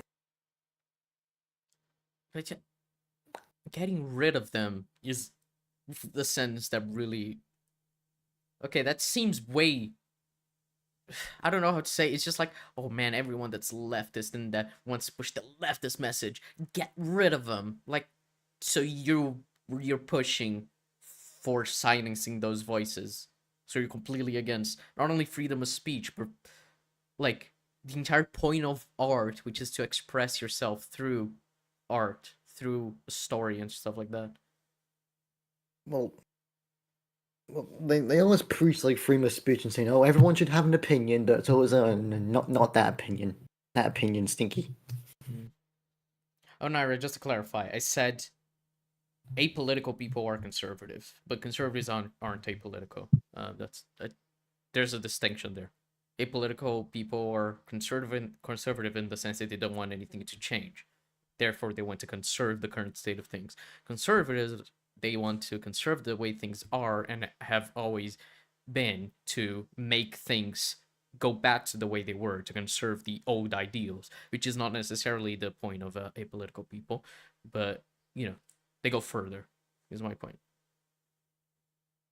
Never before seen, gutting the company from top to bottom, not to mention ongoing vigilance to make sure they never get back in, and Jesus Christ!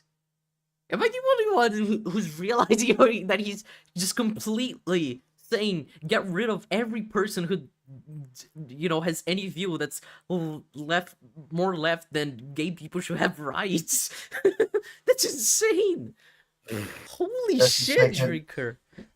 A leaf out of Hitler's book, another right-wing fella. It's just like silence all these people that want progress and change. That's insane. to be honest, I just don't know if a 72-year-old man who's already postponed his retirement multiple times has the resources, the energy, or the political capital to get the job done. Reality You just said it's supposed to be apolitical. Why does it need political capital? What are you talking about, Drinker?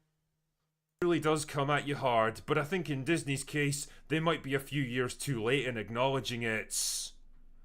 Anyway, that's all I've got for today. Go away now. Ending with the up thing was a bit odd, but okay. That video was insane. Jesus Christ. I did not expect him to go full on, like, silence every person who has anything to say that's in any way leftist. Wow. So that was fun. Sure. What did you think, Jeb?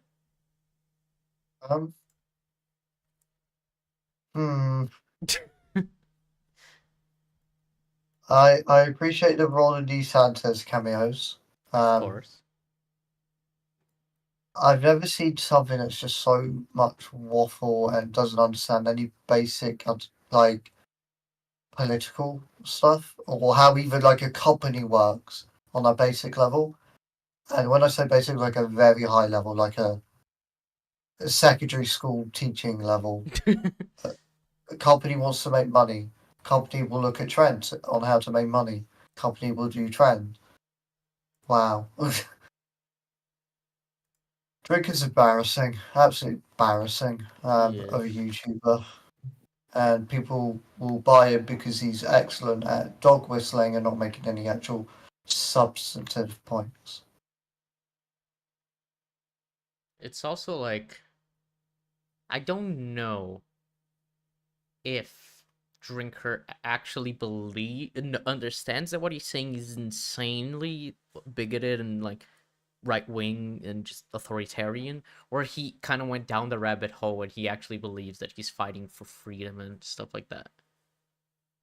Because I know that I used to be on the latter camp, and it's like, it's hard to understand what exactly he believes in, because what he's saying, when you actually think about it, is insane, but I don't think he sees it the way that we do. Which, in my opinion, is, the correct way to see it, but regardless. It's odd. That's the thing with a lot of the right-wing YouTubers, that you don't know if they believe in what they're saying, if they're doing it for the grift, or if they actually believe in it and they think that they're like fighting the good fight, helping people, helping fans get what they want and whatnot. So I don't know. Anyway, we have a couple more videos of his, and so I want the three of you to pick a number from 1 to 5. Oh, 3. 2. Okay. this hasn't gone well. Okay. No, it's fine. So, okay. Okay. So I'm going to go with Jab's option. Okay? Yeah. Because of the thumbnail. I want you. I'm gonna set the video there, and I want you to look at the thumbnail. Alright, let's have a look.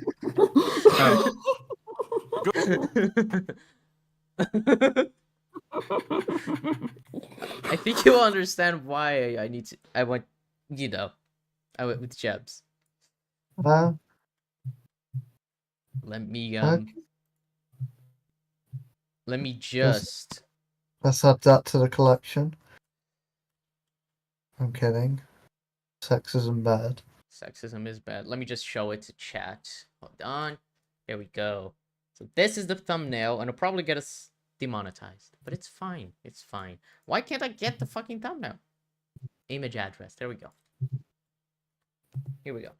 So this is the thumbnail. This. For a video called Defeminizing Female Characters. I think this video is like 2 years old or something. I picked a couple of older videos because I was curious because of the thumbnail. So this was, one of them. So yeah, let's get started. Ready to see how female characters have been defeminized. Got your attention with that thumbnail, didn't I? Yeah, not for the right reasons, but yeah. You can say that. Yeah. You dirty fecker. Anyway, I was gearing up to go see Black Widow, and I happened to be perusing the internet to take in some of the general hype and publicity surrounding the movie, when I stumbled upon this little article where Scarlett Johansson reflects on her changing attitude towards the character. Quote, "While Iron Man 2 was really Okay, let me read it because I hate his voice. Speaking of a pool interview in the run-up to the release of this standalone Black Widow film, Scarlett Johansson said, while Iron Man 2 was really fun and had a lot of great moments in it, the character is so sexualized, I mean, yeah, she's very right. She really is sexualized in this film. she's really talked about like she's a piece of something, like a possession or a thing or whatever, like a piece of ass really. And Tony even refers to her as something like that at one point. I want some. Yeah, yeah. Tony's behavior towards women in the MCU is insane, and then I think the film should have addressed it better than they did. I was trying to see. Okay, he cut out. Okay. Fun and had a lot of great moments in it. The character is so sex something, like a possession or a thing or whatever, like a piece of ass, really. And Tony even refers to her as something like that at one point. I want some. Jesus, this girl rambles worse than me after a pint of absinthe. What? That was very succinct. It's a very valid point. Like, she's really overly sexualized in that film. Just what? Yeah, and then she gives a couple examples. Well, one example. Wait a minute. Like, I don't understand. That was very... that wasn't overly long or anything. Anyway, what she's basically saying here is that she feels the character was treated as a simple sex object in her early appearances, and it's only recently that she's begun to come into her own and get treated as a fully realised human being in her own right, freed from the shackles of sexual attractiveness. That's not what she's saying. She's still attractive. She uses her being attractive at many points in the MCU to her advantage. The point is that she was seen as an object by the characters in the film and by quote unquote the camera in that way. The audience saw her that way because of the way the film framed her, which is a way that's the thing that's very dehumanizing. Like I can even name like a few jokes where it's at the expense of her being hot. Like for the one I remember is like in the bit where she's changing into her suit and like Happy's driving the car and like he keeps on looking in the mirror to look at the changing. It's like Jesus Christ. Yikes. Yeah. Now, I have to admit, my first reaction to this was, Jesus, Scarlett, talk about biting the hand that feeds you. Well, how's that a bad thing? You thought you were mistreated by the company that employs you, and then you say, hey, that wasn't cool, but now it's better. How is that bad? Drinker, explain. Your career was basically built on the fact that you were extremely beautiful, and you didn't seem to have a problem exploiting. Being beautiful. Okay, first off, no, she's a great actress. Second of all, she voiced a character in Her, for one. Like, oh, and that was like a big point in her career because that film was, seen by everyone, and her voice acting role in that film was amazing. Like, it had nothing to do with how beautiful she was because she wasn't even in the film visually. Anyway, beside the point. Even if that were true, being beautiful and being viewed as only a sex symbol, an object, is not the same. You can be beautiful and still be seen as a human being, which is what all she wanted to be. Were you gonna say something, Jab? I think I interrupted you. I was going to say, like, wow, that's like very, very, very sexist of you. Yeah. And very ill-informed given the individual you're speaking about. Yeah. I wonder if you'd say the same about someone like Chris Hemsworth. Or Chris Evans. I don't know. And that for your own benefit, or banking all those hefty paychecks it generated. But now the big 4-0 is on the horizon, and I guess that stuff will become... Oh my god, how sexist can you God, be? even that. Oh my god. The video is just sexism speedrun. Oh my Christ. You think she's not gonna be beautiful? Okay, hold on. Let's see how old she is today, because this video is a bit older. Scarlett Johansson is 38. So she was 36 when this came out. Yeah. I just want to see if I can find a picture of her this year, 2023.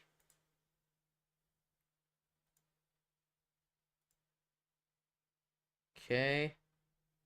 Oh my god. Why can't I? Okay. My computer died for a second, but alright. Let's look at her. Man, what a... Wow. She really got so ugly, man. Look at this. Insanely ugly. I would never... What? Like, she looks the same. Is basically my point.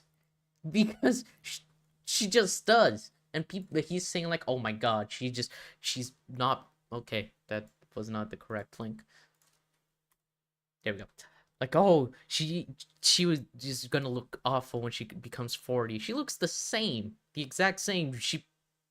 probably not as strong anymore because she's not doing the Black Widow part, and that's basically it. It's so annoying, man. These people think that women, when they turn 40, they're just like people. I mean, look at Jennifer Aniston. Oh yeah, She's like, yeah, she's mid-50s now, I I think. think so. Yeah. Well, Ray Seahorn from Better Call Saul. Every man on Earth has a crush on her. Yeah, She's there's also 48, I think. there's also like Michelle Yeoh, who's like, she's like in like close to her 60s, right? And she's Good question. objectively, she's gorgeous. Michelle And Yeah. also, Yeoh is, hold on, 61. And and like, there's also I um, forget her name. Not Agent May. Yeah, Agent May from Agents of Shield. Sorry, Oh May. yeah, yeah, like my Ming-Na Wen. Yeah. something. yeah, Yeah. like I remember like Jeb pointed out like she's like 60, and we were all like, wow, Yeah, she's 'cause, like, she 59 looks and fan- she looks like 40. she looks fantastic for her age. Like And then you got Jennifer. age is just a number. Like age really is just a number. And then you got like Jennifer Connelly as well, who's 52. And she is, she's, well, arguably, I think subjectively that she's more beautiful now than she was when she was younger. But point being, men like this think that women, when they turn 40, they're like useless to society anymore because they're lose their attractiveness. So by that point, you know, they have nothing left to offer, which is exactly her point. She was seen as a sex object, whereas she was happy that she wasn't that anymore in the later MCU films. She was a character who had something to offer as a character, you know? Which, I'm not saying she was well written or anything, but you know, the point being that she wasn't as exploited. And like, you could say that like Chris Hemsworth is exploited for his body too, and I think he would probably agree, Drinker, because it's a man. But like, how is it? I don't know. I'm not gonna make that point because I'm basically making up a version of Drink. I don't know what he actually says about Chris Hemsworth. I mean, it's just annoying that there's this double standard. But like Chris Hemsworth's 40. Drinker wouldn't say, "Oh my God, he's about to he just hit 40. He's not gonna be attractive anymore." He's just about women. It's so stupid. Less of an exploitable asset over the next few years, so it's time to disown it as a dated relic of a different culture. But is it really a fair assessment of the character? And is it a path that you really want to go? It wasn't an assessment on the character. It was an assessment of the characters around her and the way they treated her, especially in Iron Man 2. I think in other films it got a lot better, you know, progressively. And I think Avengers was still not perfect in the way it dealt with her, but like, it did get better after Avengers. And Iron Man 2 is definitely a film that I find icky in some senses, the way it deals with her. It's really, ugh. And the first Iron Man film as well, the way fucking I forgot her name. What's Gwyneth Paltrow's character? Pepper. Yeah, she calls the girl that Tony slept with trash. Like, there's some things in those first two films that are very odd, and you can tell that it was made from, you know, a straight white man POV, which was Jon Favreau. It is what it is.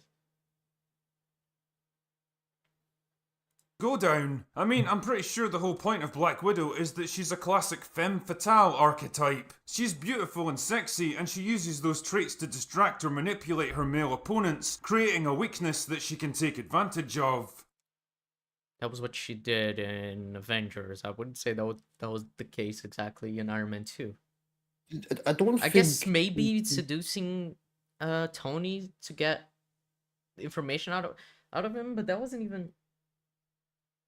I'm not sure because I don't remember Iron Man 2 well enough to say that was her goal, or if it was just Tony hitting on her the whole film and nothing really came of it. I'm not sure, but the way it goes about in like later films, and that film, I'd probably say that Iron Man 2 is probably the most dated in terms of how it did. Yeah. I mean, female spies have been doing this kind of shit for centuries, for one simple reason: it fucking works. Yeah, which is speaks loads to how men view women in society. That's not a good thing, but yeah, the thing is, if these films were using that as a way to point out the way that women are exploited and seen by society, I think it would be way more interesting, you know? Rather than just being like, oh, she does this, okay, moving on. Because, like, she does it in Avengers, she does it in Winter Soldier, but that's it, right? Like, there's not a comment about the fact that she can do that. Like, even, like, in Winter Soldier, when she talked about the fact she was shot by the Winter Soldier, and then she says, like, oh, bye-bye bikinis, and Captain America says, oh, yeah, I bet you'd look awful in those. It's just the type of thing where it's like, is that a comment you have to make? She's still being objectified. Her body is still, like, being viewed as this object of male praise, and, you know. Which, by the time that Winter Soldier came around, was already treating her way better than during Iron Man 2, but it still took a lot of time to get better. Even way back in Iron Man 2, Black Widow was able to use her beauty to infiltrate Stark Industries so that she could spy on Tony. Yeah, she probably could have fought her way in and defeated the security guards standing in her way, but what would be the point when that wasn't her mission in the first place? Her job was to use every tool at her disposal to complete her objective with minimal collateral damage, and one of her most valuable tools was her looks. Again, you're saying, and the films are saying, that the way she looks is the biggest part of who she is. That is a problem. I don't think Drinker understands the problem of what he's saying, because it always diminishing and devaluing women into what they look like. Take those things away, and you're basically left with a low-tier human Avenger on par with Hawkeye. Someone that can fight and shoot guns to a reasonable standard, and, well, that's it really. But it also brings up a larger issue when it comes to how female characters are presented in movies like this. See, there's been a real push in recent years to do away with any hint of femininity and sexual attractiveness in female comic book heroes. I love that he puts the two together. Like, you can only be feminine if you're attractive. To him, I guess. And you can only be attractive if you are feminine. It is so stupid. Such a cis-het male. Cis-het straight. No, I already said het is straight. Okay, cis-het male point of view. It is so annoying. Which is why we're going to be subjected to stuff like this. Look! Short hair. A 16-year-old. A black woman. All people that are unattractive to Critical Drinker. I'm glad a 16-year-old is unattractive. Yeah. At least I can say that. Yeah. Drinker, what is your point here?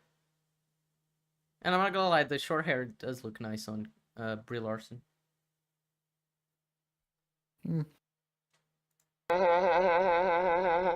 That's lovely and all if you happen to be a blue-haired land whale, but Oh my god.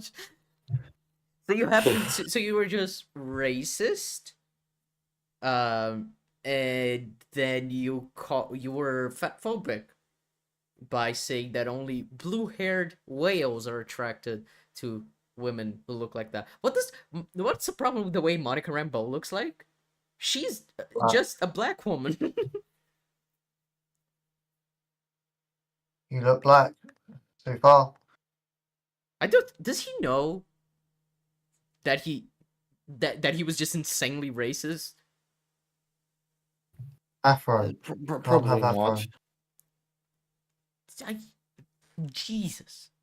But is it really what people want to see on screen? See, there's no diplomatic way of saying this, and if there was, I wouldn't do it anyway because I'm a total asshole, so I'll just come out and say it. Women aren't all that interesting to look at if you dress them up like a sack of potatoes. They're not meant to appease the male gaze. That's not their function. Please, I swear to God.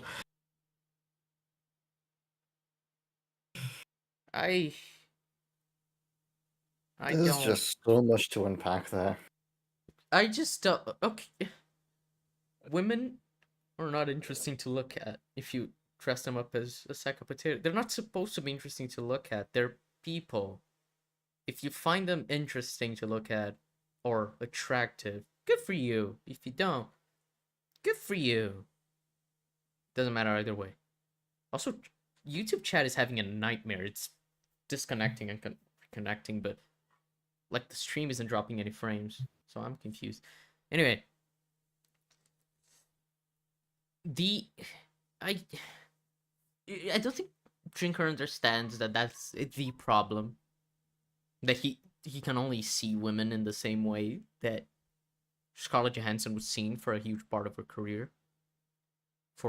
During Marvel, at least. Just ask Kelly Marie Tran. Movies. Oh my god, why did you have to just insult? Okay. I don't even know why people say she looks unattractive in that film. She looks like a person working in a ship in space. Like, Like do you really general. think do you really think a rebel mechanic is gonna look all sexy in that? And like, no, she's wearing a jumpsuit. Like that's, as someone who has worked in a workshop, that is what you wear in like a mechanical environment. You don't have your tits out. You just you be practical. Yeah, she needed to have a low cut top for sure. Otherwise, what is even the point of working? And the red lipstick as well. Oh yes. In general, and comic book movies in particular, are basically built on physically attractive people doing incredible things.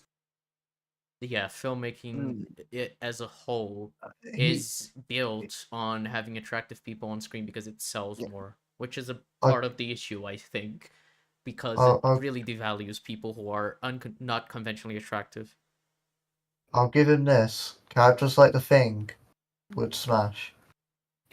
Amen, Jib. Yeah, but also he says like, oh, physically attractive characters, but like most female superhero characters were like, like when they were created in the comics and that, they're always wearing the most skimpy unitard looking things ever.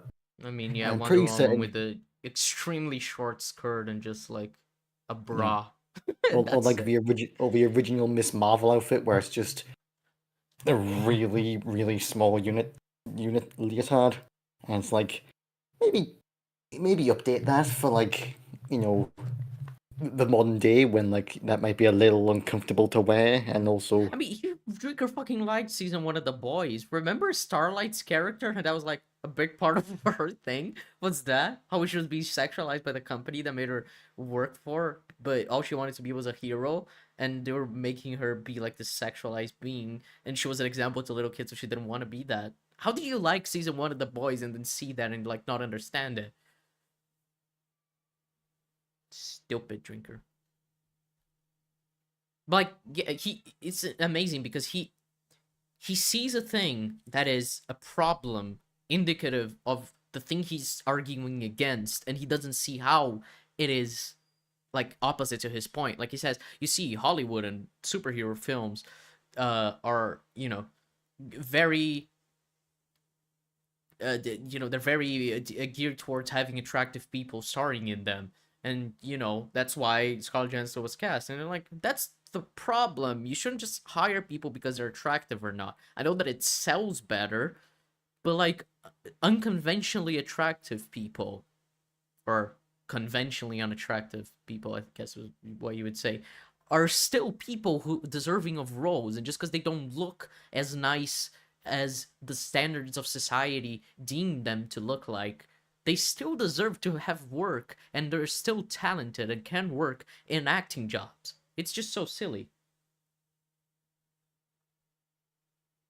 They exist in a world of hyper-reality where everything is just a little bit more extreme than what we have in the real world. The same physical laws exist, but they're not enforced as strictly. People are stronger, faster, they can punch harder and jump higher, they can take damage that would kill or severely injure a regular person in the real world. Why? Because when it comes to films like these, we don't want reality, we want fantasy. We want a world where the incredible is possible, where dreams and nightmares can come true, and where people can transcend the limitations of our mundane existence to I really hate become the way he more than sings. human. Okay. I like how he's doing this whole monologue, how like superhero movies are like where dreams come true, where nightmares and this, and he's doing all this to justify why women should be a little more sexualized. Yeah, because it's like, for him, women being sexualized is the peak of escapism. He's just seeing something he really likes looking at. Yeah, it's Just like watch porn, man. Just watch porn. yeah, it's Like- Yeah, like at this point, yeah. yeah. It's also like, I've already said this, but it's so reductive to filmmaking to say that superhero films are all only about like seeing amazing and impossible stuff happen. Like, he used that as a tool to tell a story. It's why Legion is the best comic book property, because it actually told an extremely interesting story about mental health and other aspects that I don't want to mention because it's spoilers for people who haven't watched it and are watching ECUM right now.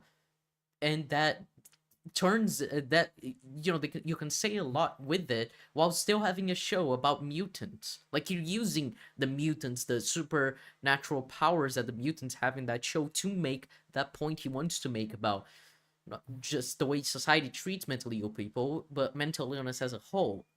It is just like, that's what makes it interesting. It's not just like, hey, superhero go pew pew on monster, yay. Like, that's so reductive. And it's so shallow that, like, I'm sure he wouldn't enjoy something that was just dumb fun like that.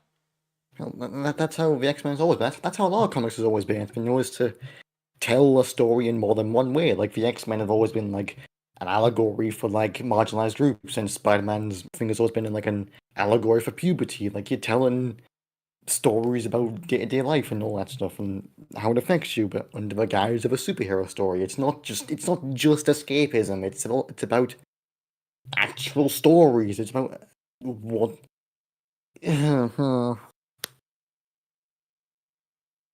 Oh yeah, and something that Ultima Mage said in chat is really astute to say, arguing about people watching The Impossible, but ugly people in a movie, too unrealistic. Yeah, it's stupid. Seeing an ugly person, that would never happen. Of our mundane existence to become more than human, superhuman, if you will. And we want the character's physical appearance to reflect that change. It's not that That's funny because he shows Tony Stark, who is like probably the least fit Avenger because he has a suit to do everything for him. Okay. hard to figure out why. Human beings are instinctively drawn to people who look visually appealing. That's the point I was making earlier about how appealing to that is a problem. Because you're saying that conventionally unattractive people are less worthy of getting jobs, of getting work, of being seen and heard. Do you understand how that's a problem, Drinker? You're completely excluding a group of people based on how they look. Just because you don't think they look good, even though it's completely subjective. Handsome men and beautiful women representing the very best of what humans can be. That's literally the reason we get The best you can be is how you look. Drinker, stop defining people by their fucking looks. Jesus. scenes like these. I do love the Paul Rudd one. Because, I mean, I think people do find Paul Rudd attractive, but I have never understood why. So I think that one is just funny when I look at it, when I watch that scene. But I think, yeah, it was probably appealing to the gays. Anyway, he's just proving my point. So whatever. Like, he's proving my point and he doesn't know it. It's just so stupid. Like, actually, the Chris Pratt one, especially because like when he beefed up for Guardians of the Galaxy, everyone was saying, "Oh my god, he's hot now," and it's like really exemplifies the point how like he wasn't seen as like this super mega star until he got a bit muscular. It's just, There's a few jokes about him in Guardians of the Galaxy and Community, and it's very funny. But anyway. Really, that Superman is the frame is the one you're gonna go for? Okay. Yeah, somehow I doubt Scarlet has an issue with this kind of stuff. Even How do you know? she probably does. You could ask her. She Yeah. probably has mentioned it, and like It's also the thing, like, these people are probably, like, her friends, like Chris Hemsworth, Chris Evans, Robert Downey Jr. She's not going to speak on their experiences of being sexualized. Maybe they're okay with it. Maybe they like it. She's going to speak about her own experiences and how it affected and made her uncomfortable. it's not like Chris Hemsworth has actually said that he didn't really like if they had to take his shirt off for every film. Oh wait, he did. Yeah, and then it's him speaking about his own experiences, but he's not going to speak about someone else's experience because he doesn't know what their experience was like. He doesn't know if they actually liked it or not. I don't know, man. It's so odd. Does he know her personally now? I mean, he might, Maybe he asked her when he made this video. Even though it's playing on literally the same exact psychology that gave us Black Widow in a revealing dress or a close-fitting combat uniform. The difference is in how they achieve this end. For men, it's all about size, strength, conditioning, and the kind of masculine dominance that only sheer physical mass can give you, because those are things that women generally find appealing and men find aspirational. Yeah, that's a problem. That's what some people might say is part of toxic masculinity. I find aspirational to grab someone by the throat and kill them. Yeah. But look, Yeah. his muscles are really big when he does that. Look- Yeah. His Look at muscles the are alien really- muscles. Yeah. His big purple CG muscles. Yeah. I'm gonna aspire to be like that. Yeah. I forgot the point I was gonna make. Oh yeah.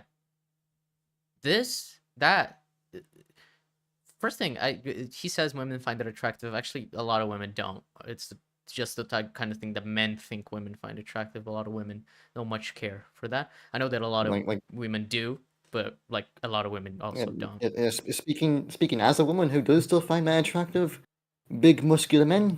No, not for me. Like I'm much more into typically Wink. the golden, yeah, but That's the twinks, what the Naira golden said. retriever gamer twinks. Yeah, Naira also said I prefer twinks, so it happens. I can take it. I'm not attracted to men.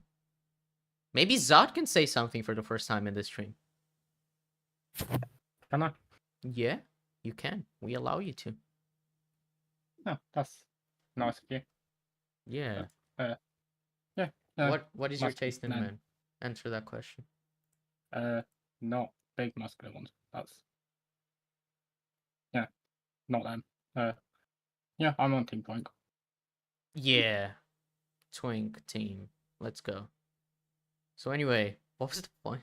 Oh yeah, is that these films also set in these extremely unrealistic standards for men and what physical attractiveness looks like and that the only way they can be attractive is by looking like that instead of, their personality, which is much more what you should strive for being attractive in yourself, which just means working on yourself so you're a nice person that people like being around instead of just looking huge and being an awful person like, I don't know, Joe Rogan.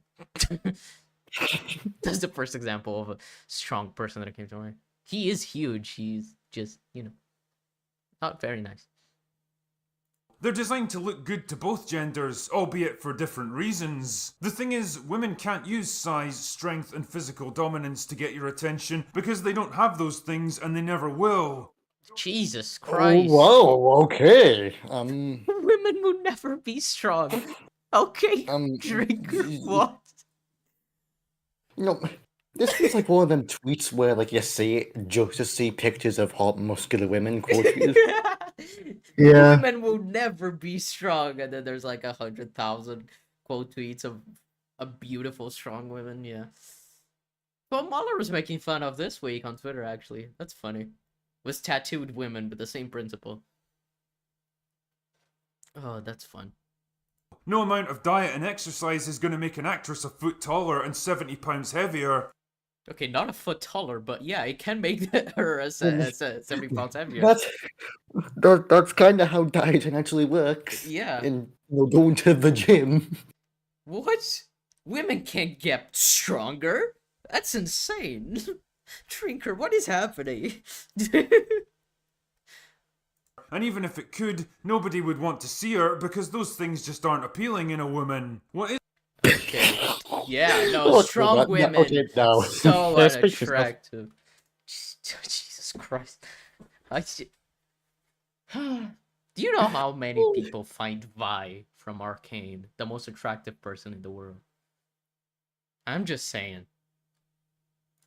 Just spitballing here. He's insane. I think he's completely. Now, this is years ago. He hasn't completely lost his mind. He's just dumb. Is appealing is grace, elegance, agility, and sensuality. Sensuality. What? What does that even mean? To be appealing? Uh, Because like, it what is was- attractive? It was when someone is sexually attractive to me, basically. Hmm.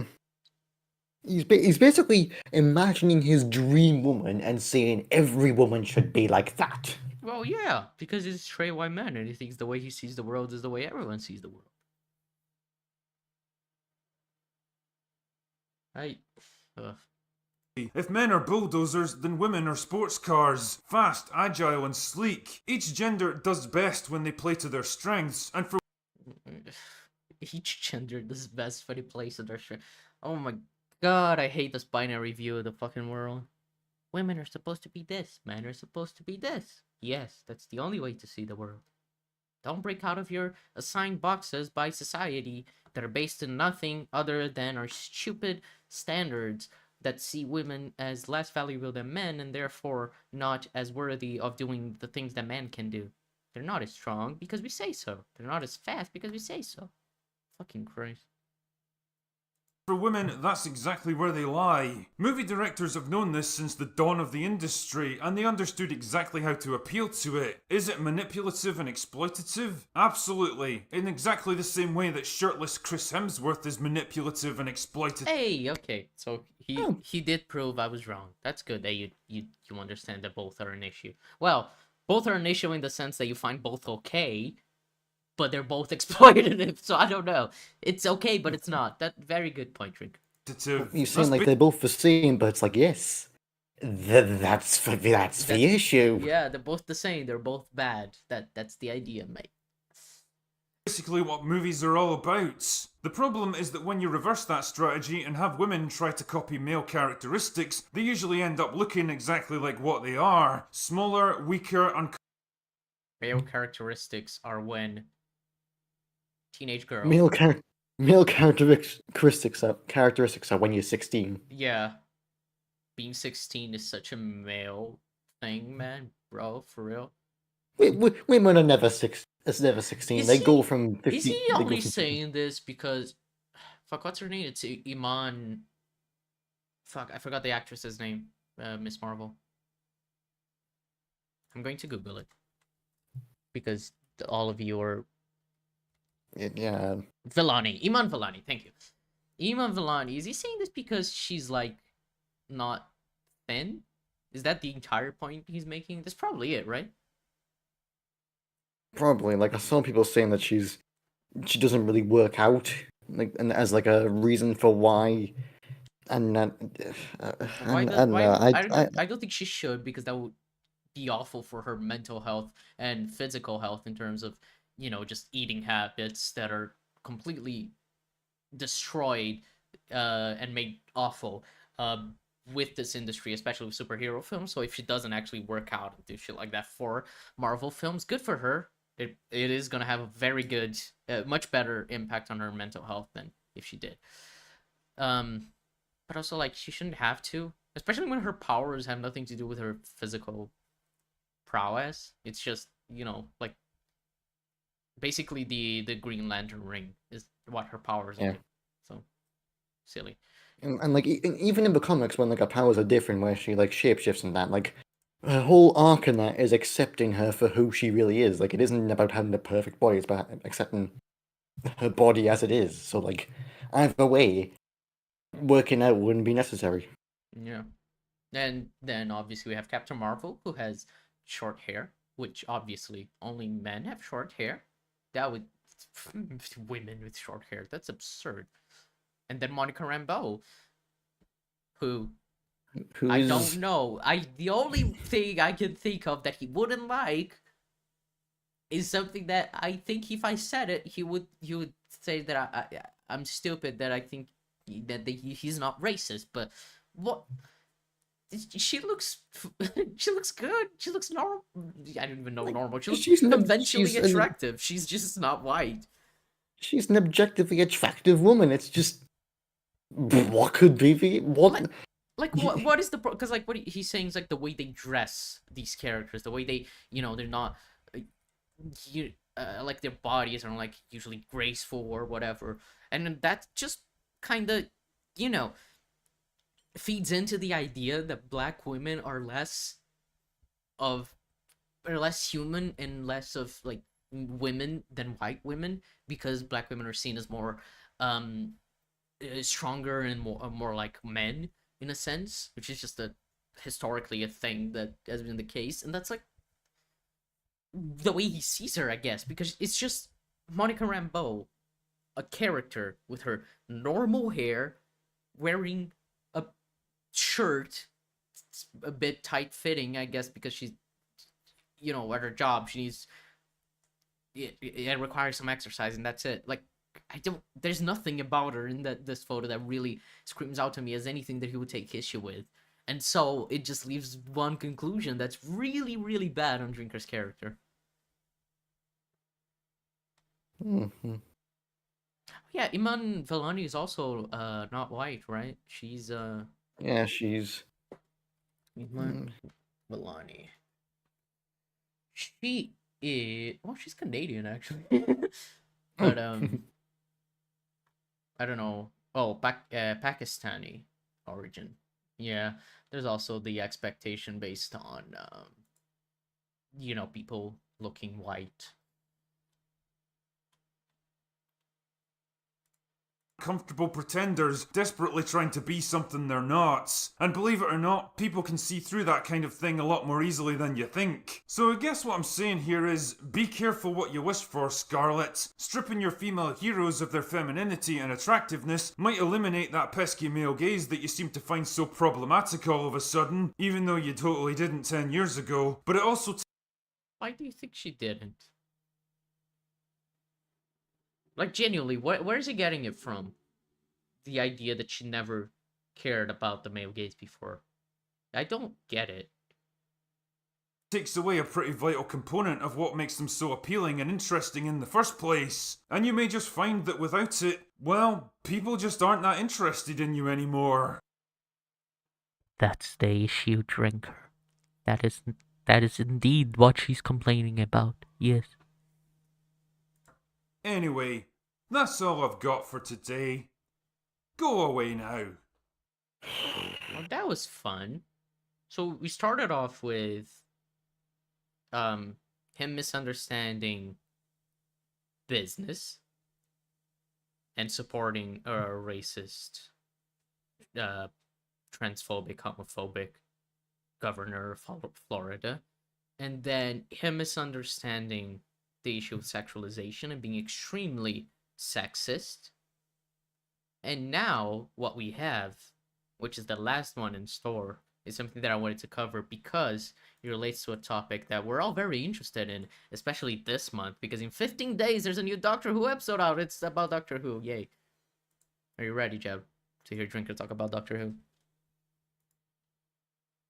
Jeb's not here. Okay, well that's cool. Did Jeb fall asleep? Come on, Jeb. I hope not. Jeb! He might be asleep. Oh. Oh, he's not asleep. Jeb! You know, I asked you a question. What was the question? Okay. First off, are you asleep or were you asleep? Because you sound very sleepy. No, not at all. Not at all. Okay, for sure. I was gonna ask you if you're ready to listen to Drinker talking about Doctor Who, but considering you're probably gonna fall asleep in 16 seconds, I don't think it matters. Let's do this. Yeah. Doctor Who, hold on. The video's called The 13th Doctor, A Legacy of Failure. You know, legacy is a funny thing when you think about it. At some point in our lives, each of us will probably wonder how future generations will look back on our work and achievements. Will they regard our lives with admiration or scorn? More importantly, will they even remember us at all? For obvious reasons, most of us never get the answers to these questions in our own lifetimes. But there are exceptions to this rule, and one of them is the select group of actors lucky enough to play an iconic role for a long period of time. The creative legacy they leave behind them when they eventually move on can largely define the rest of their careers. And truly, what role could be more iconic in the UK than that of Doctor Who? James Phil Bond. Mitchell. James Bond. Surely he's more iconic. Phil Mitchell. Who's that? Hard Man in EastEnders. Big Man Phil. Oh. Okay, EastEnders. That's a British thing. I'm not familiar with British things, I'm afraid. But surely James Bond is more iconic than the Doctor, right? I'd be inclined to say yes. Although Doctor Who is the longest running sci-fi program in history, but it's James Bond, so. I mean, Plus I James had heard Bond of is, like, James older. Bond without ever seeing any James Bond films in my life for then years there's before I ever heard of Doctor Who. But to be fair, I am Uh, Brazilian. Then there's Sherlock as well. Yeah, As a I don't know if another Sherlock big is as name. big of like a British thing as much as it is just like a general culture thing.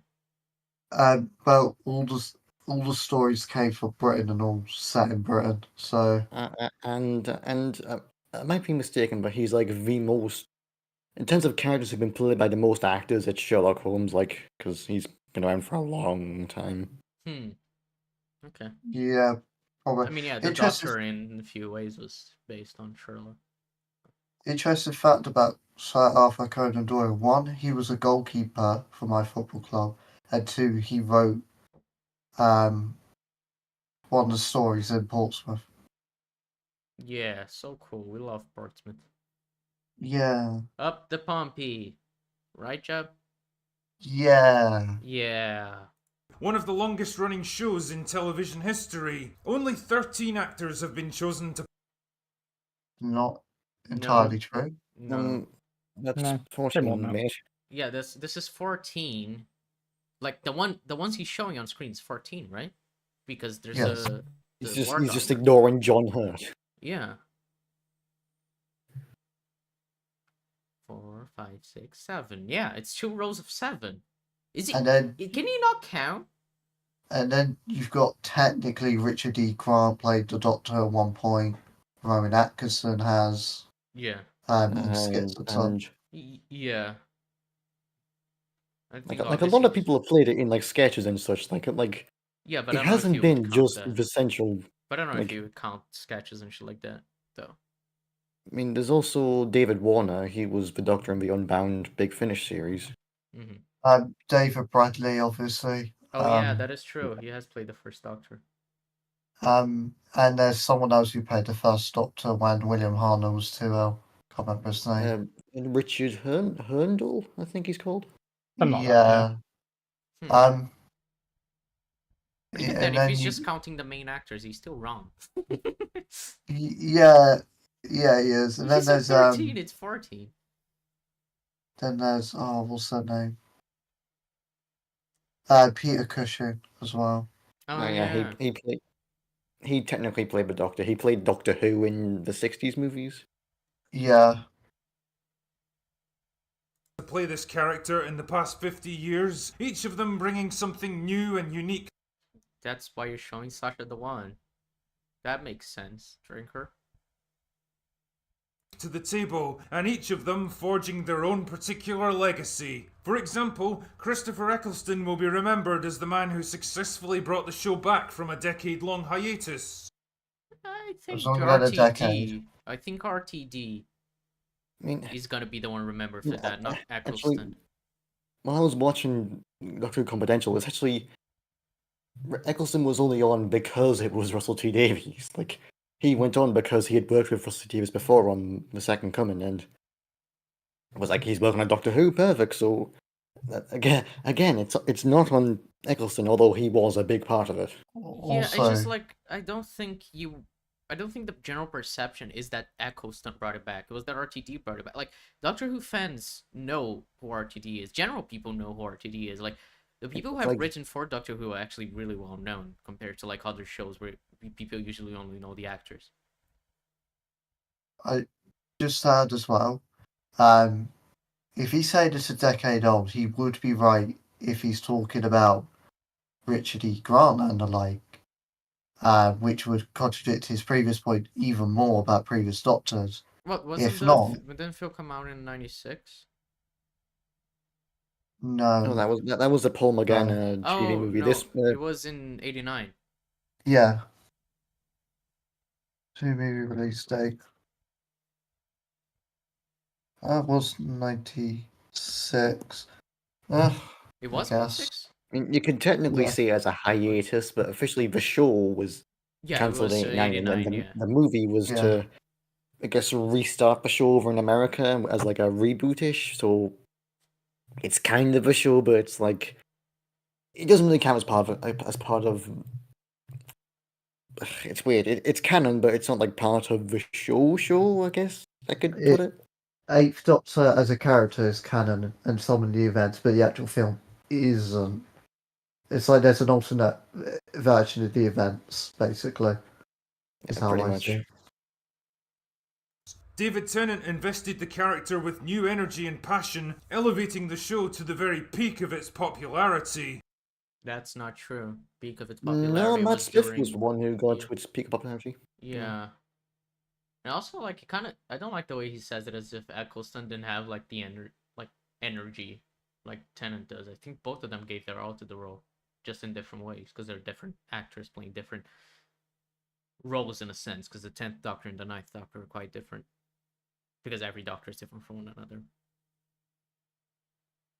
Matt Smith largely maintained this success for the next few years before moving on, while Peter Capaldi Wow, he really is Wow. minimizing the impact of Matt Smith. Does he not know how big Matt Smith Like- was?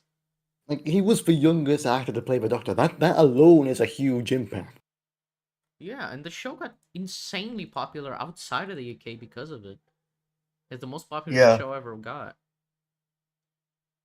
Yeah, like for the first time it filmed in America properly.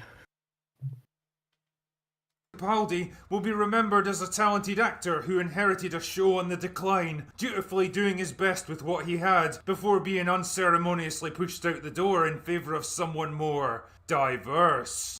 Yeah, that's not what he's gonna be remembered as. I think you don't understand what No, Doctor like Who fans even think. now by the general fandom, he's celebrated as like, well, one of the best Doctors, but like for us, like his stories weren't always the best, but like he gave it his all. Like He's he the best put actor his to play heart the and soul Doctor, into that role. in my Oh, personal.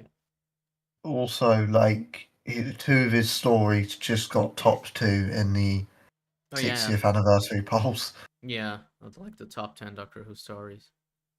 Both which were hits. Heaven Sent to me is the best Doctor Who story. So Yeah. you know, I mean, you could talk so much about his impact on the show, and they're just saying that he did his best on a show that was on the decline and then was pushed aside for someone more diverse is so stupid. Because that's not his impact on the show. His impact on the show is huge, and a lot of people see him as their Doctor.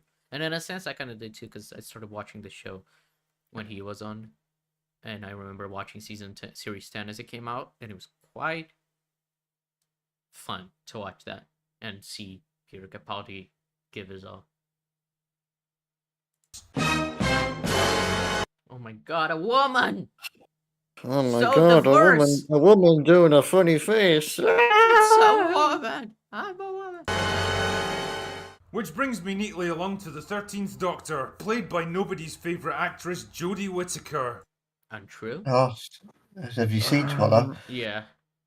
Actually, Doctor Who Twitter it supports Hypno's era way more than you'd expect, considering like, the The- wider like view even of the people era. who don't like the era generally sort of say that like, you know, she did her best and she deserved a lot better. Like no one blames Jodie. It's like is the general sort of idea.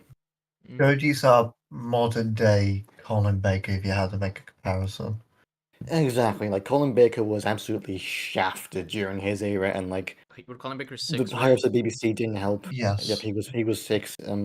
He was kind of shunted out the door, like into like 2 years into his run in favor of a new Doctor to fix for sure when Jodie's very much in a similar manner where like the writing just didn't help the pandemic and only having 3 series while being on for 5 years just made her era feel really strange, and also like the specials. It just like if there was ever a Doctor who like could be fixed by like a big finish series, it would be Jodie. Yeah, and I think that like it just came to mind as a bit tangentially related. But I think it'd be so interesting because you said that Colin was pushed aside for a new Doctor to come in so they could fix the show. I think it would be really cool if there was a time and like instead of changing the actor who's playing the Doctor to start a new era, you keep the actor and you just change the showrunner to keep the actor and actually kind of save quote unquote their run. I think that could be cool. Like imagine Maybe. if Jodie had stayed on and we got our TD. Like you could have done something really interesting with that. Maybe, but she did say she wanted to leave with Chibnall, so it was. No, yeah, I'm not saying that. I'm just saying it could be interesting. I mean, yeah, like I'm not I just do want to hypothetical. see I do want to see RTD write Jodie at some point. Like I feel like she really deserves it at some point. Maybe like in a random multi-Doctor story they do down the line. Mhm. Just something, anything really. Recently, rumours began to circulate that Whittaker is going to be leaving the role after her third severely truncated season. And if you're wondering what that noise is, it's the 20 or so people who still watch Doctor Who. Yeah, whatever. I mean, Doctor Who Okay. still has like really high ratings in the UK. It's just In not fact, as big as compared to like a couple years before for a few reasons, as we've gone through a lot during ECUMs about Doctor Who. I mean, in fact, Series 13 overall performs averagely for the New Who era. Mm. It's just the landscape as a whole changed, so few figures aren't as high in a consolidated sense. That noise is, it's the 20 or so people who still watch Doctor Who, all cheering with wild relief that the nightmarish destruction of their favourite TV show is almost over. I mean, We did cheer that Chibnall was We going. I cheered. don't much care cheered about when Chibnall was Jodie's. there. Yeah, Jodie staying or going wasn't my big concern. I cheered because David Tennant was back and I fucking love him and I love Ncuti Gatwa. But if Jodie had stayed on, I wouldn't have had an issue because the actor wasn't the problem. And surprisingly, her last story actually was like probably the best story in terms of how it handled her character and a lot of stuff. It was not great, had a lot Yeah, of man, like issues, but in terms of yeah, everything, it's she's probably kind of not. she's not actually in it that much. It's not much of a celebration of her as her final story, but she's pretty good in it. Like yeah. I wouldn't pop the champagne anytime soon, to be honest. Ultimately, Doctor Who is still owned by the BBC, whose BBC very left wing, isn't that right, Jeff? Yeah, the news is very on the left. Ignore It's Laura you. Tennisberg. You remember when Ben Shapiro was invited on the BBC for an interview or a discussion or whatever, and he was talking to a right wing, like BBC News person. Andrew, I know. Yeah, that person. He said, "Just admit you're a leftist. Just admit it." And then Andrew was like, "If you if you knew how absurd what you just said was, you wouldn't have said it." And then Ben Shapiro just looked confused. That was funny. That guy left. That guy left to start GB News. Oh, GB News is amazing. Didn't they have like 0 viewers at one point? Is that still going? It's still going. It's under a lot of controversy. Like Dan Wootton, who was a main presenter there, has been found making up fake cases to harass and bully people into things. Oh, the right wingers would never do that. It's never happened And- before, Jeff. And Lawrence Fox, who some people may know as Billy Piper's ex-husband, was making very sexist comments about a female activist, and then turned on GB News when they got rid of him. So it's going well. GB News is great. whose creative quality has declined at the same rate as their embrace of identity politics. Mm-hmm. But they have embraced quote unquote identity politics less with Chibnall era. So in theory, Yeah, like the quality increased. Thank you, Drinker. Yeah, I it's mean, like, that would be that's if you actually know what you're talking about, that's what he's saying. But he obviously doesn't. He thinks the show is like super woke because of yeah, but, like, non-white people. it's just funny that, like, if you go on Doctor Who Twitter and actually see, like, a lot of people of color and gay people, you see that, like, they're all criticizing this era for not being woke enough, Yeah. saying that, like, especially like Rose, the episode that everyone says is a super woke episode. Everyone says, like, I've seen like a lot of Black Doctor Who fans say it's pretty shit. My favourite moment is in Legend of Sea Devils, and you got Yaz and the Doctor like with a romantic tension, and then the Doctor just says no ship, Sherlock, and I'm like, that was a good timing, Chibnall. Yeah. Like the first lesbian relationship, and they kind of just sweep it under the rug, like every episode before her last one. Yeah, they say it can never happen, and then they say like, "Yo, bye." The next episode, it's great. What? It's like I need to leave. Why? Because, damn, that sucks. And then it's like I don't think Christian was a bad person, not by any means, but just he's made a lot of mistakes optically, and just I mean, I do not trust. he's a straight white man. Like Yeah, it comes across I in the don't way he trust him. writes, and it's I very don't different when trust it him to comes write. to RTD, who is not a straight man. Yeah, I don't trust him to write anything that isn't a straight white man, basically. Yeah. And for now at least, it's still headed up by a man who seems to actively hate the very show he has to write for. Yeah, that's not true. And that's not true, not at all. Like, we have our issues, but honest to God, just watching that Free Showrunners special where like they were all interviewed, you cannot say he's not a fan of the show. Like, this man loves the show. It's just he really shouldn't be writing for the show. Yeah. It's also like I think he's just like a thing that his drinker doesn't understand it. That when writers fuck up things like this, that they don't understand the impact of their writing. Not that they actively want to destroy things. Nobody thinks that like Chris Chibnall wanted to destroy Doctor Who. It's just that he didn't understand the impact of a lot of his decisions, especially during the Flux era. You know. Chibnall was a writer that wanted to bring Doctor Who to its more experimental roots, which is why you got Long Barrow, the Morbius Doctors, the realms outside the traditional universe appearing more often. You wanted to feel a bit more classic Who and less what's the word? Like canon has like a strict linearity to it. It's more open. That's what he wanted. That's his interpretation of how Doctor Who should be, which is fine. But he didn't take into consideration that you can't just suddenly shift from that. You have to make Yeah, it it's like- gradual. It's like something I've noticed about his era is that it feels a bit more like a sequel to Classic Who than it does the modern era, especially with how like it just kind of ignores that most of the Moffat era kind of existed.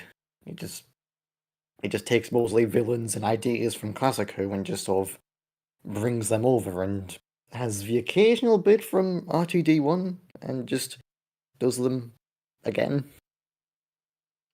Yeah, I think the biggest thing from Moffat era was what's her name from Unit? Missy. Oh no, Kate. Yeah, Missy was Or- not Even in this era. and even then, Kate wasn't like a creation by Moffat. She was created in the Wilderness Years for like a TV movie about the Brigadier. But like your point still stands. Yeah, just being pedantic. Well, That's to be usually more my deal. No, you're stealing To my be- thing. pedantic as well, the first ever televised episode of Kate was written by Chibnall in Power 3. So, Oh yeah, that's true. Oh yeah, that is true. yep, interesting fact.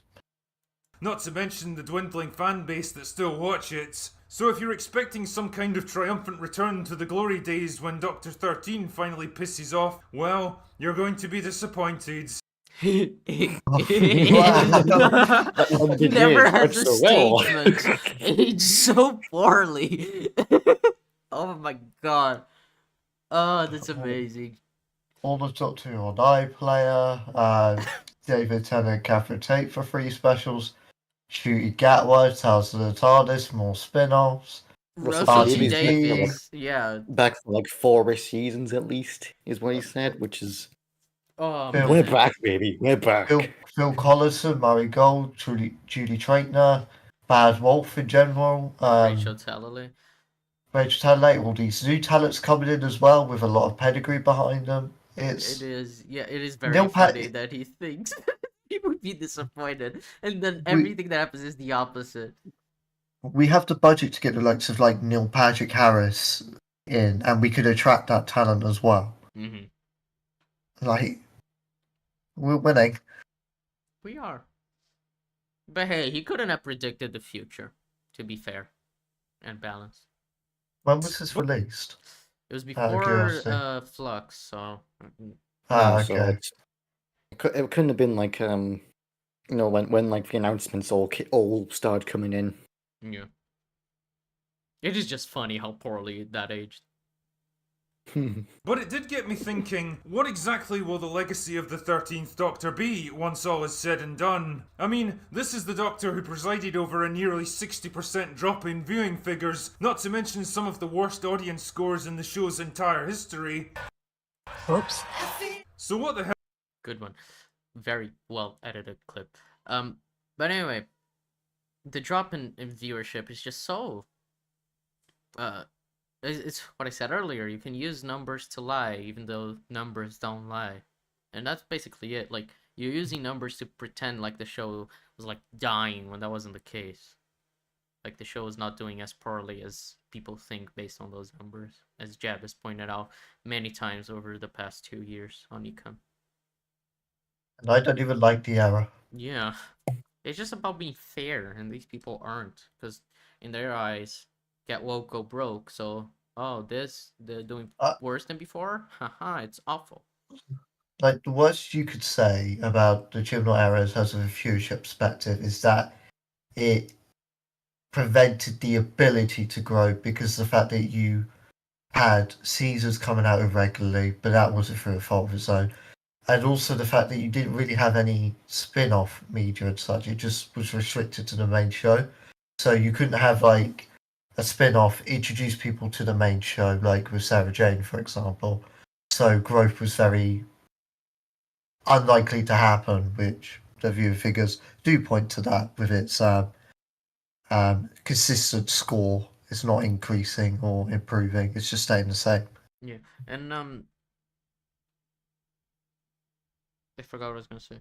Oh yeah, he also said like audience scores when it's like those aren't a fair representation considering the cultural war bullshit surrounding this made a lot of people review bomb this era when like that wasn't the case during any of the years prior where there was like cultural war bullshit causing people to just go on IMDb, go on Rotten Tomatoes and just leave low scores.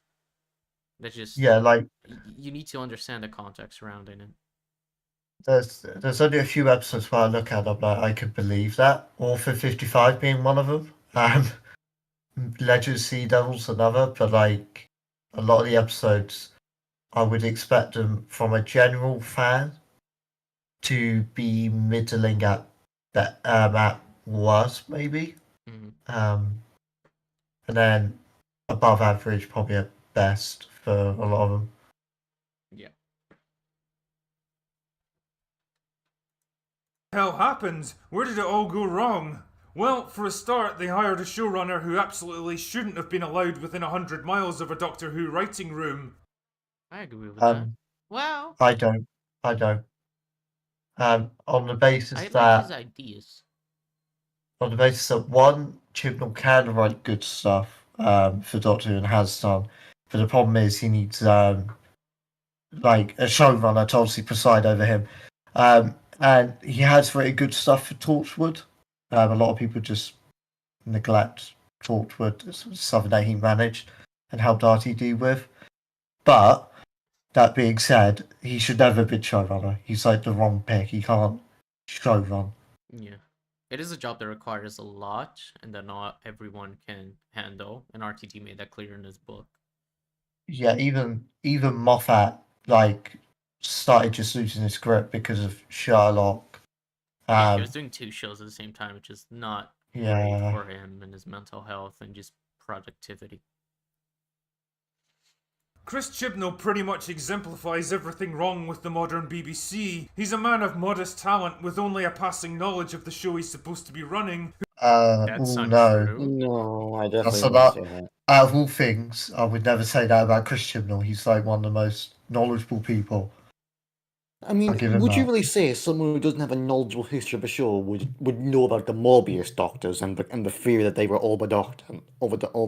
Like Would Just- that's an obscure fan thing. would they know about Lungfire House as well? Like, it's a very big, deep cut for the show.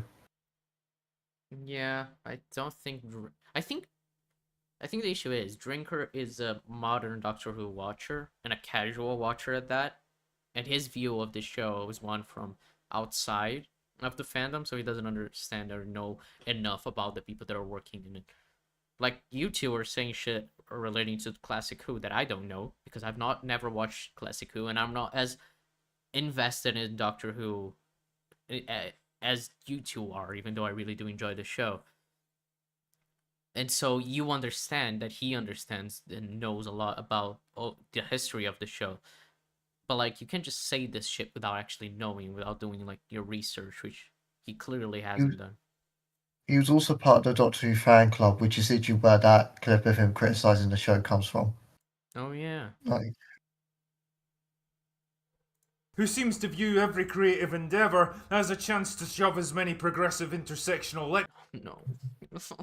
No. It's the not the opposite, to be fair. I'm not gonna say it's the opposite. I don't think he wants to shove conservative views. I just think he is an older straight white man that doesn't Yeah, and really like completely understand. there was that line, there was that interview where he said he doesn't think the Doctor's gender ever impacted what he had to do when he was a man, and like and he wrote 13 as if he was still a man, and everyone pointed out that's a very male privilege thing to say. And Yeah, it's you're just right. the type of view that you have without that you think that a lot of white men have, that you think everyone is equal and everyone has equal rights because you don't understand the perspectives and experiences of people who aren't straight white men. lectures down his audience. Sorry, you're gonna say something? I was just going to say, yeah, and it's worth noting that Chibnall did always have in mind the entire time to have a female Doctor, which again is weird given that they didn't really want to write him in a sense of a point of view of being without that male privilege of being a female and the obstacles that could come with it, especially for like a Time Lord who's never experienced that in their life. Yeah, it would have been interesting.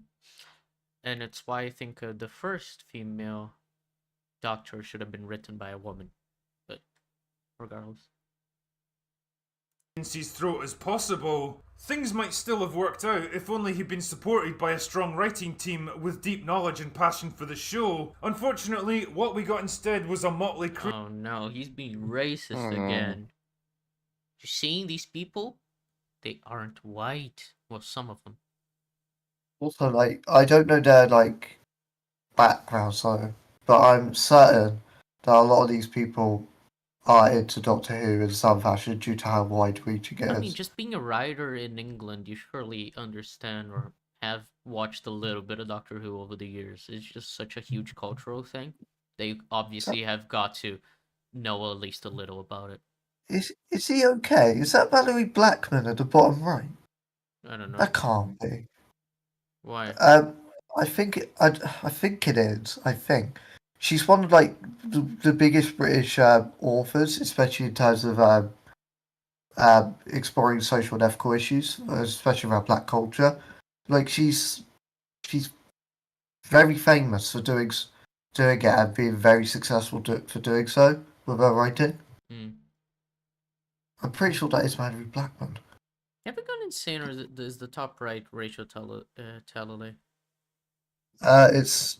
I don't think it is. She never directed for Chibnall. Yeah, I know. That's why I think it's odd. But I Yeah, can't that's tell not. because the image is a bit fucked. Wait. Is that Eddie Pryor at the top with the TARDIS?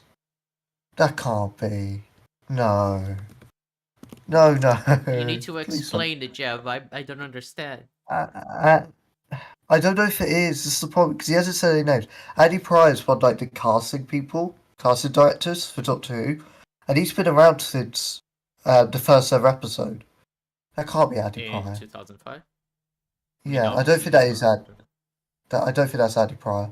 That's definitely Mary Blackman at the bottom right. I don't know who the rest are, Just some of the people who worked on the season. but like Mary Blackman is one of the most accomplished children's writers in British history, and one of the most accomplished writers. So I do love that there are 4 white men in these photos.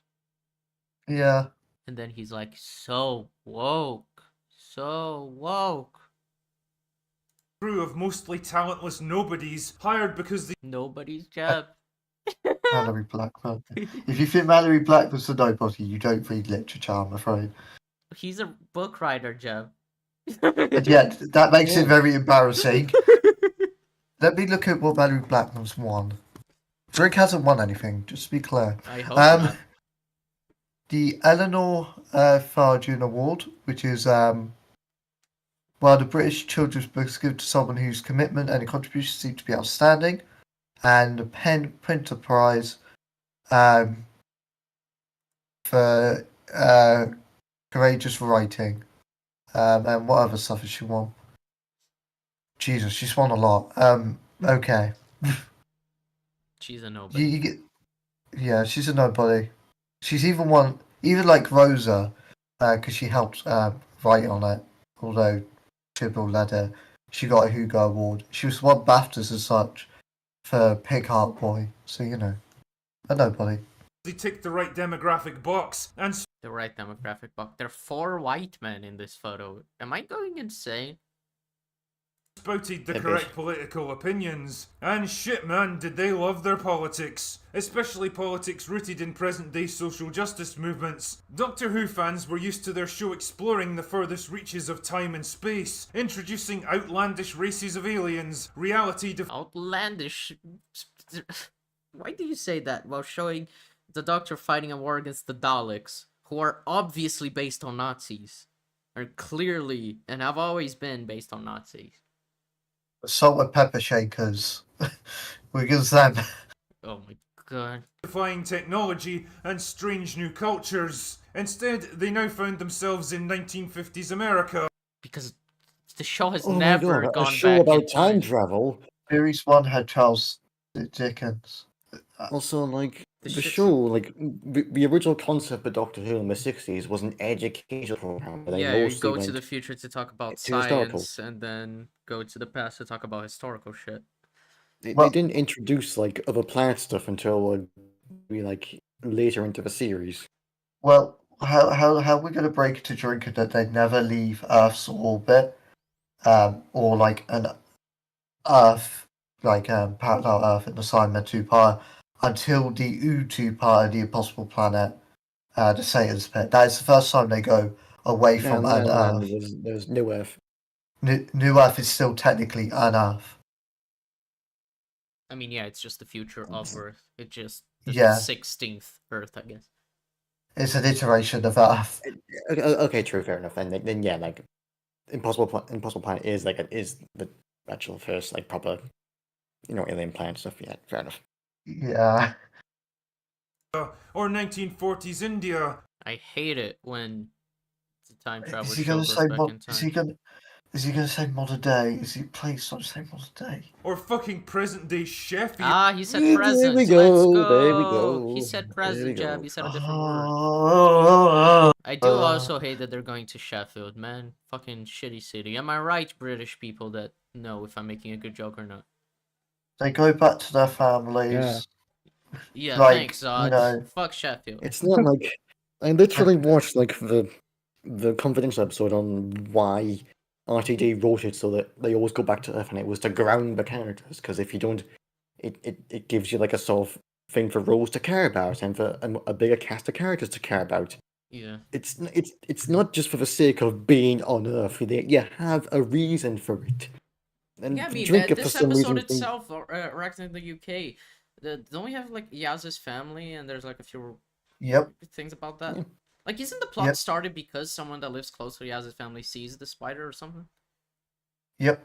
Well, Yep, like that's like- exactly the point of what RTD wanted to do. Oh my god, I hate Let's do this, but to season 1, the revival, we got modern day London. We then got end of the world Earth on a space station. We got Cardiff 1869. We got modern day London 2-parter. We got a few years in the future, America. We then got a space station again, outside Earth. We then got past London. We then got past London again, 2-parter during the war. We then got modern day Cardiff. And then we got a space station again as the finale outside Earth. Wow, this series must be shit. Yeah, it's always the edge of space and time, of course. it's just I don't get, like, He's does he just want misrepresent- Doctor Who to? Does he want Doctor Who to purely be in space or other planets Well, when, like, it's the thing that he was talking about with superhero movies just before, to justify sexualizing women. He wants to justify the show not having any political stance at all by saying it's a space show. It's supposed to be fun. Let's have dumb, mindless fun outside of Earth. And that's like, it's just so stupid, because that's not what made Doctor Who so good. It wasn't the dumb, mindless fun. It was the thoughtful and interesting and meaningful stuff that the show explored over the years. plus, like, well, what does the T in TARDIS stand for again? It's time. So, like, it should stand for. It's taught being on Earth. That's stupid. I can't think of anything. Okay, my joke's ruined. Field. Whoa there, you crazy guys! Calm down with that out of control creativity. Oops. This combination of apathy. Why does he not cut the clip properly when she says, oops? There's the beginning of like a song playing at the end of the clip. It's annoying me. He's used it twice. How hard is it? Just cut. He knows how to edit, probably, hopefully. Leadership and preachy, agenda-driven writing was bad enough, but the show could still have been saved by casting a smart, dedicated, and engaging actor in the No. What? Is he gonna How- mention how Jodie hadn't seen the show before? Because there are so many counters to Smith. that. Matt Smith. That's... He was not a fan of the show. He was a child of the wilderness years. He was around when it wasn't on the air, and he looked into the character after he was cast. Because he said he watched Tomb of the Cybermen and it's his favorite story. So, but point being, he wasn't a fan of the show. What is his point? That you could save a show that is awful just by having a good actor? Because I don't think that's true. I don't think he would say that about, like, Loki that has Tom Hiddleston, for example, who's a great actor, an awful writer. Yeah, it's like the basic thing. Like, you can have the best actors, the best directors, the best composers, but a bad script is still like a bad script. Yeah. lead role. It's called Doctor Who for a reason, after all. The Doctor is the very heart of the show. I mean,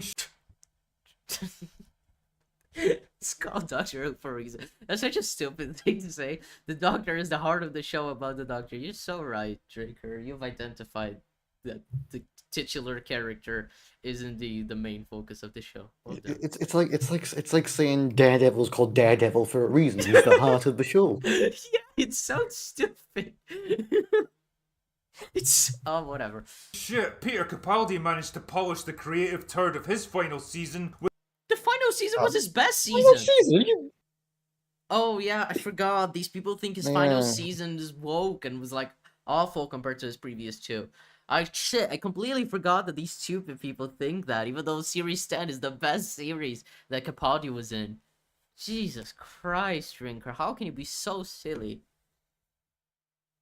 With his professionalism and sheer fucking passion for the role, an actor of similar stature could have snatched victory from the jaws of defeat. Instead, what we actually got was Jodie Whittaker, an actress with almost no knowledge or interest in Doctor Who, Like Matt Smith. hastily bumped to the front of the line for no other reason than because Chris Chibnall had worked with her on Broadchurch. How's that bad? You know that you want to cast a new actor, a new character for your show. Russell cast Eccleston because he worked with him, and you cast David Well, Tennant because he worked with him. My point is, like, principally, it just makes sense to cast someone you know you can work well with and that you know is good. That's just how filmmaking works. You watch any Mike Flanagan shit, he casts his actors that have worked with him previously all the time. Also, like, Whittaker still had to go through the audition system the exact same way as others. She just happened to be what Chibnall was looking for, besides the performance. Yeah. I mean, he'd made it clear to his bosses at the BBC that Whittaker was his one and only choice for the role. I mean, Jeb That's just not said true. How many times can one person lie in a video? I mean, do you think he's lying, or do you think this is just like shit he heard from like Nerdrotic, and then he's just saying it back as if chances are he Adding saw into comics. stuff from like Neurotic and also articles about it where they like took one line and twisted it out of context. Oh yeah, yeah. And if he didn't get her, they didn't get him. Man, That's not true at all. she must have fucking killed it as the Doctor in that case. Actually, the only thing she did kill was the show's popularity. The thing is, I'm not entirely unsympathetic to Whittaker's situation here. Peter Capaldi was always going to be a hard act to follow, and being the first Just to elaborate on the Whittaker thing, sorry. Chibnall had already become showrunner by this point. The only thing he established, especially is that he wanted a female doctor. During auditions, Strevens reveals that he and Chibnall saw a few actresses for the part, but could stop thinking about Whittaker. She was just so compelling, says the EP. In a way, it was a no-brainer. The fact that we were casting a female doctor disappeared really quick from our minds. We were just cast a doctor and she felt like our doctor. And Chibnall says it was the decision he made in his career. So it was never intended to be Whittaker. She just Auditioned stuck in the mind. Yeah, the same way that Shooting Gatwa did, or Tennant, or Eccleston even did. They were just right for the role. Yeah. So he's wrong or lying. And this has been around since 2018. That's literally shortly after she got cast. That interview. female actor to play such an iconic and distinctly male character was Distinctly male. What? What about the Doctor's distinctly male? Clothing. I mean, I yeah, don't know. I did. Screwdriver. Yeah, it's very phallic. Yeah. I don't know. I'm just. So the only male thing is that, yeah, the Doctor has been helped by male privilege, by the fact that he is male presenting, was for a long time. Until he There are wasn't. no, But there are like, no female doctors. They're nurses. that's so stupid, Jap. Fuck you. Yeah, For fuck's sake. That's so dumb. Okay.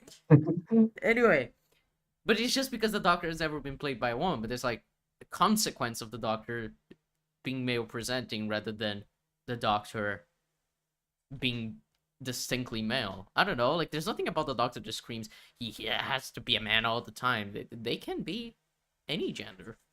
Yeah, like even back in the 80s, they were throwing out ideas of casting a female doctor. Like, even during the when was Baker cast? Sorry, he was cast in 1973, 74. even the 70s have a fair amount of the ideas of a female doctor as well.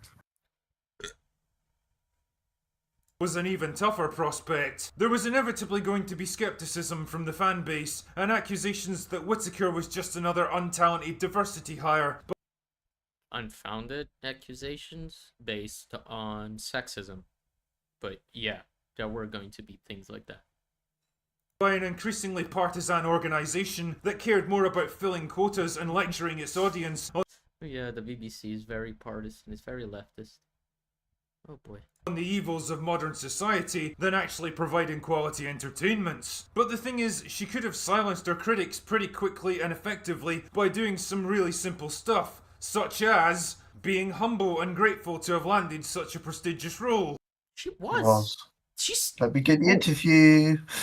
There's so many times where she said shit like that she feels so, like, insanely grateful that she got to play such a huge role that has such a huge impact on people. Like, she's one of the cutest actors to play the role. She's so nice This- about it. I love the way she talks about Yeah, how much she like- loves the fans and loves to play the role. And especially it was that lockdown video where like she filmed a video of like a fan in her closet, and it was like yeah, the video's great. I love that video. like ironically she's one of the best ambassadors for the show, Yeah. despite her error.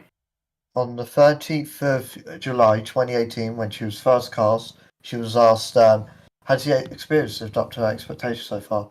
She said, yeah, absolutely, absolutely. There's an element of you are the doctor for the rest of your life, and that's an honour, and also will be at times probably overwhelming, but that's the joy of when art reaches the masses. I'm given this platform, and everyone works their arse off to get it seen, and I can't moan about that. I've had only the positive so far. That's very humble and grateful to me. Yeah. Expressing her admiration and respect towards the history of the show. That's exactly what she. Yep. Drinker. This is insane. This is insane. They really wanted to repeat the Brie Larson bullshit with Jodie, huh? It's wow, wild. Reassuring the fans that her one and only priority was to deliver the best and most entertaining performance possible. Yep. She did all those things. I mean, it's not exactly rocket science here. All people really want to know is that you'll take your job seriously, respect the show, and try not to fuck it up. Instead, when she embarked on the usual stream of puff-piece interviews, pretty quickly a theme began to emerge, with statements like this. What? Okay, let's read it from the beginning. Telling you when it affects the time period you're in or the moment you're in, what the interactions you have. It's not the doctor's response, it's other people's response. And as a woman, that's often the thing. We're not surprised we can achieve things. As women, it's often other people who are.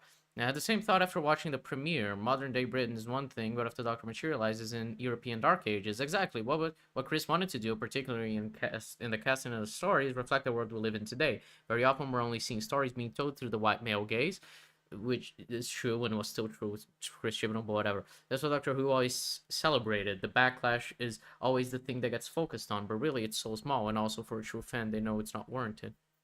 What? How is he pointing that out as a bad thing? He's saying that that's not what Doctor Who is. Right? Yeah, Doctor Who is not the backlash about relating to her casting. If you're a true fan, you know that you know you are ready to embrace the new Doctor, which has always been the case.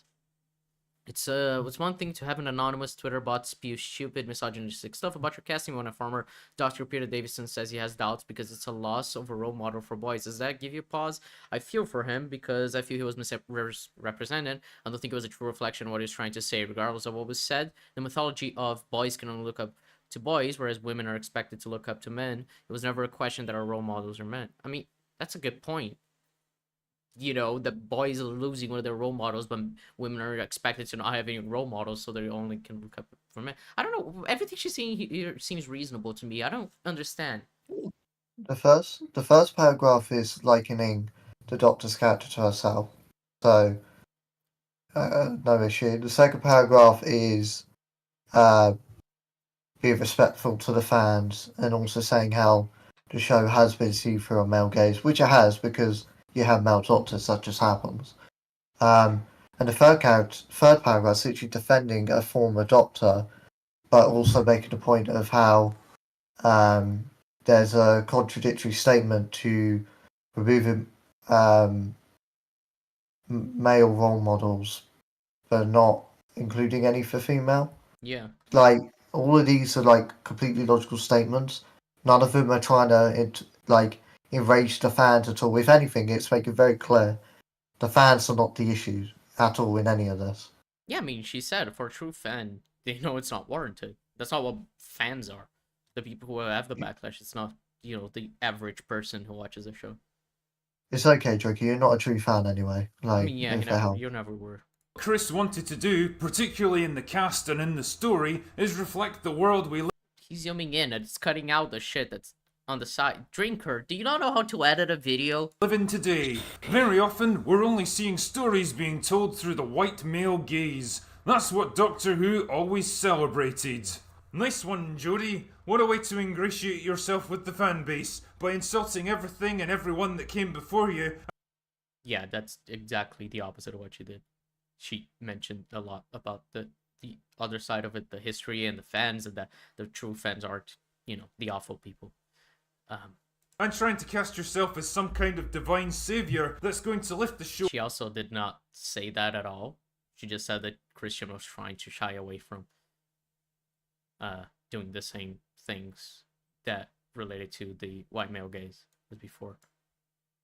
Of the character by other actors. I hope you know you were saying all that as the video was playing on my end. Yeah, you paused it for some reason, and then it just jumped forward. And trying to cast yourself as some kind of Yeah, I divine paused it because you savior were that's talking. going I to can lift the tell show out of anything the you were saying.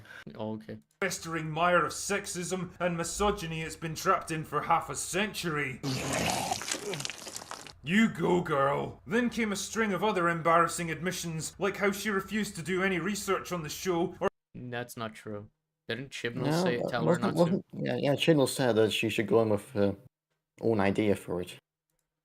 Yep. And I think didn't she say that she actually did at one point go back and watch it? Or no? I'm Yeah, pretty she sure did. Yeah. She did. Yeah, so same as Matt Smith. I think Drinker wants. Yeah, I don't think. I know. Drinker wants to paint her as some kind of devil, the same way they did with Brie Larson during Captain Marvel. And it's just like, it is not that deep. It is not. She's not a person who wants to destroy a TV show.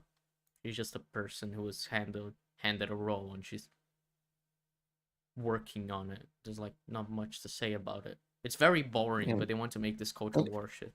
I wonder what he thinks of Christopher Eccleston and how he mostly just views Doctor Who as a job.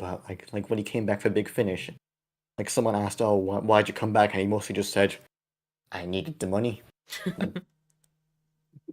That'd be good for him. Get it back. And also, like, Eccleston would be someone like Chibnall despises, like with the Queen. He said about how like she's someone in like a hat, and someone was like, "Can't say that," and he told him "fuck off." So Eccleston doesn't give a shit. Yeah. or study the portrayal of the character by other actors because she couldn't be arsed. Yeah, that's a lie. Whoops. Which is an interesting Hey, he cut the clip correctly Yeah, this he time. cut I'm it, he so cut it. proud of you, Drinker. Third time's a You charm. can edit a second of a clip. Yeah. statement, considering she basically acts like an over-the-top parody of David Tennant for her entire run. Or I think it's David Tennant and Matt Smith rolled into one. It's like elements of 10 and 11 just Yeah. amalgamated into it. I also don't think it's a parody.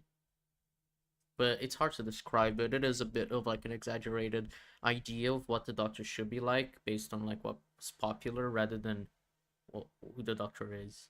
Which is what Jay said in her video. She explained it a little. or the fact that she didn't bother to change her Yorkshire accent because doing Holly Eccleston. didn't change his accent. McCoy didn't change his accent. Capaldi, Scottish. Yeah, McCoy, Scottish. Yeah, a lot of actors have had accents. Fucking Tom Baker is from Liverpool. Based. Like Liverpool like- fan, probably. they've always had sort of funny odd accents for it. Like the Doctor is an odd character. Of course, he's gonna have a funny accent. Even Eccleston acknowledged that by saying lots of planets have a north. It's Yeah, just- I was thinking about that line. I love it. It's so funny. The only Doctor to have that accent different to the actor's accent is Tennant. Statements. Yeah. Even Hugh Gatwas keeping their accent. His Tennant. I do think him with his actual Scottish accent would have been a lot of fun. Not gonna lie. Yeah, like I really wish 14 actually had his accent because this. That would be so fun. I hope Michael Sheen. Well, I wish Michael Sheen had played the Doctor at any point, so he could have his Welsh accent as well. Yeah, he's great. Also because he's a good actor. But besides the point. Accents is hard. No kidding, Jodie. You understand the point of being a highly paid Okay, is that okay? Let's see. That Jodie Whittaker Doctor accent. Let's see. Explain her doctor's accent. Perhaps some other sporting a thick Northern England Yorkshire accent. Okay, let's see. Apparently, she explained her accent. All the Doctor's voices have been different. There have been various dialects, and I knew coming into it there wasn't a rule that you had to speak a certain way. Obviously, anyone who's seen me knows that this isn't the only voice I'm comfortable doing. If it hadn't worked during the scenes in the audition process, I'm sure they would have picked up on that immediately. So in a strange way, I don't know how much of an actual decision it was. I think the decision happened before I was even cast. So basically, she's saying the decision was basically to just have your own accent if it works well. So he's lying again. Do you know that? Drinker's lying. Yeah. whoa, and also it's like Whoa. targeting her for this and then ignoring all the rest does show a very clear narrative trying to be built. Some would call it misogyny, even. Not me. Yeah. I would never say Drinker's a What? misogynist. Either that or he's just not a real fan. But like, how do you not know Capaldi didn't change his accent? Yeah, I mean, actor is that you usually have to play people that are different from yourself, right? The overall impression yeah, this Um, created was so stupid. there's one major thing I'm gonna pose to that saying, oh, you need to play someone else. A major thing with Tom Baker is that he famously said he wasn't playing the Doctor; he was just playing himself.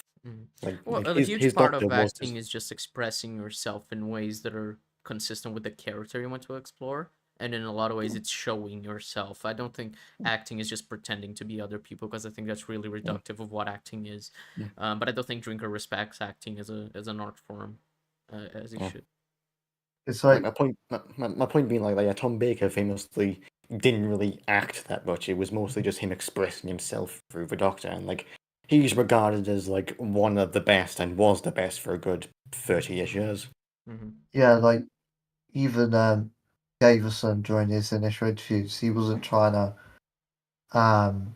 be any different to how he normally is. As Guy said, it's just an expression. Even in like other shows, like I got friends on the TV, so I use that.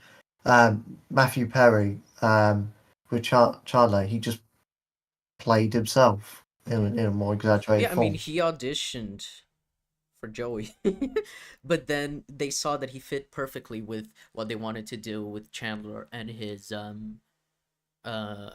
dry sarcasm. That was it worked really well with him because that's just who he is in real life. Was in real life. Yeah. That's what acting is. I don't whatever. people that are different from yourself, right? The overall impression this created was of someone who got shoehorned into the role because of who she happened to know and the boxes she happened to tick, Yeah, those are all provably untrue. and not because of any particular talent, suitability, or strong work ethic. Someone who didn't have to strive or struggle to prove herself to get here, and as a result, put no fucking effort into it. That's If you're- amazing. Because If you- he says that as a person who is actually privileged, talking about a person who isn't, at least not in the same way he is. if you Hold on, I'm not finished my point. That they had it easy because they're a minority and because they know people. When it's like very much the opposite. It wasn't that easy. She had to do the work. She had to get an audition. She had to actually build her career for years to get to a point where she could play one of the biggest roles in British culture. Because she actually was working a lot of stuff before then. And I mean, Broadchurch was like a huge deal in terms of like her acting career and how well she did there. It's just like so weird to represent that as if she's the most privileged person because she's, not a man. That's insane. As if like white men are not the most privileged people who get the easiest time getting jobs and everything. Absurd.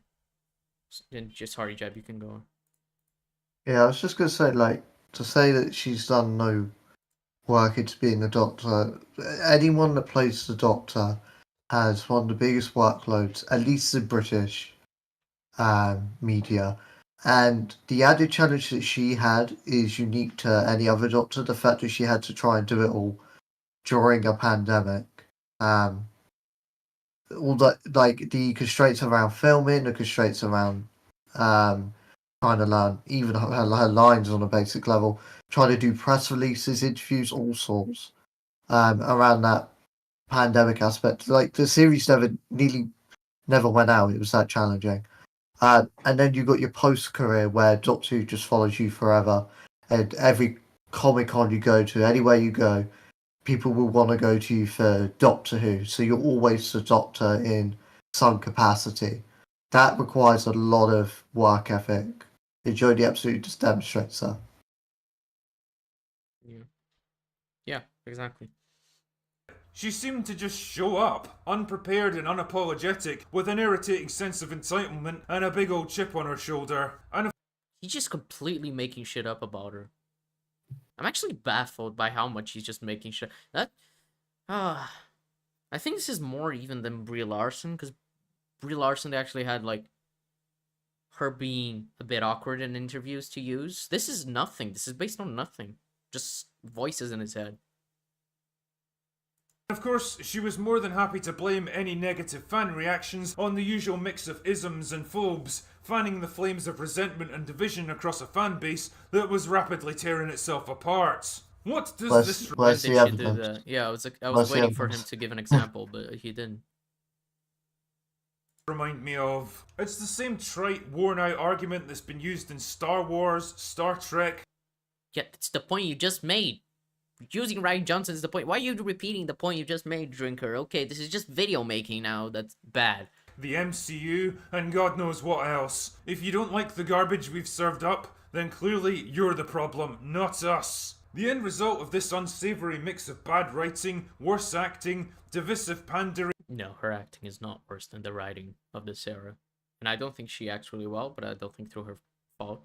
But, like, it's definitely not worse than the writing, my guy. An absolute refusal to accept any kind of criticism was a shit-tasting cocktail that fewer and fewer people were willing to drink. And instead of seeing the millions of departing fans as a sign that their work just wasn't up to scratch, and perhaps trying to improve themselves, Chibnall and his friends seemed to take it as some kind of personal challenge to be even more obnoxiously dismissive than before. But the problem with trying to undo 50 years of history and going to war with Yeah, he was trying to undo 50 years of history. Classic Chibnall, wanting to destroy Why? the history of Doctor Who. By using 50 years of history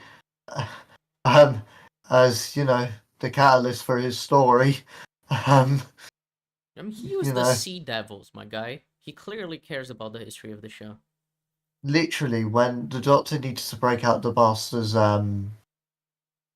what's it called? Like, where he trapped her with her thoughts. Literally, the Doctor used the history of the show to get out of there. Oh yeah, that's true. In Timeless Children, yeah. Yeah, like that's the one point where the theme song is actually played fully inside the universe of the show, Oh like yeah. well, as a bit of music. Yeah, I Which is remember still, that. which is still weird to me. It feels weird to see that, but I'll allow it. I mean, I'm okay with it in the sense that, like, Breaking Bad did that, for example, and I liked it. They did that in the second to last episode. I like the idea of using the theme of the show in the show to represent a thing that, like, very much encapsulates the idea of the show. I think it's neat. I give it a thumbs up. Just that idea. Fucking Timeless Children is, you know, its own kind of work. Yeah, no. your own fan base in the process, is that in the end, the only real loser is the show itself. Doctor Who, once a staple of British TV, and even a big player on the other side of the pond, has become a kind of tragic joke without a punchline. Just another casualty in the endless war for our cultural heritage. My It sure was a God. casualty. Jesus Yeah, Christ, that cultural sentence is heritage. so... I don't want to say the word because people are going to say I'm being too radical, but it sounds very much like a thing a Nazi would say. The war for cultural Yeah. heritage. I get you. Jesus Christ. And I guess that's the real legacy of the 13th Doctor. A scorched earth, abandoned and mocked by everyone, and destined to be consigned to the flaming dumpster of history. Kind of funny because RTD is actually going to work off of Flux and the Timeless Children in his era, and we all know his era is going to be huge, as it already is huge just with the announcements and everything surrounding it. So he's kind of wrong. Drinker's just kind of wrong. Well, if that's the case, then I hope you're happy with your prize, you dicks. Look, it's Anyway, equal to- that's oh my all God, I've got the for editing. today. Go away now. Well, that was fun. Okay. We're done with Drinker today, guys. We did it. I defended the chip logo. No. We've What have This I is what done? Drinker does to us. yeah, we've had that happen a few times by now because of people being stupid online. And that was bad. Which of the 3 videos was the worst? What do you think? The second video was the worst. Yeah, the second one. Just the fact that he's outright sexist within like the first 2 minutes is just. I mean, the entire video is just sexism. So yeah, Yeah. I agree. Second video. What do you think, Zod, who has been very vocal? Well, yeah, it's got to be the second video, isn't it? Like, that's just easily like the worst one out of the 3. But you know, they all just sort of get deleted from my memory I mean, for my own good. yeah. I mean, that's kind of how his videos are, right? Like, he just makes a video and you kind of forget about it after a week because he's just spouting the same bullshit about 100 different topics and never makes sense, but you don't care because you're just in it for the culture war bullshit. Yeah, I can't say I really remember any other video of his I've ever seen. Yeah, I mean, other than like his Blythe video, just because of how racist he was in that one, I don't think I remember any other video of his other than the ones we just watched. So yeah, couldn't take more of his sexist shit. Don't worry, Naira. He stopped. No, actually, he didn't because he went on to talk about Jody, so he was still being sexist. Yeah. So we started with him being. What was the first video about? Oh yeah, him being stupid about business, and then it was just sexism all the way through. So fun times. So yeah, that was Critical Drinker. And a few of his videos. Few old. The Disney one was just like very recent. But yeah, chat. I think this is all we got for today. Thank you for tuning in and for seeing us lose our minds with, that man. Mhm. How does someone like Mahler call out Synthetic Man, but his friend's a drinker and defends him whenever people criticize him? It's odd. I don't understand exactly. I mean, being friends with him is separate from him being critical of the things he says. Maybe in private they talk about some of this stuff. But Drinker And- does say a lot of the stuff that Synthetic Man does as well. Just Synthetic Man is less it has less of a filter. He's more like the Jews are awful instead of Drinker just being like, oh, I hate diversity. Pretty much. Yeah.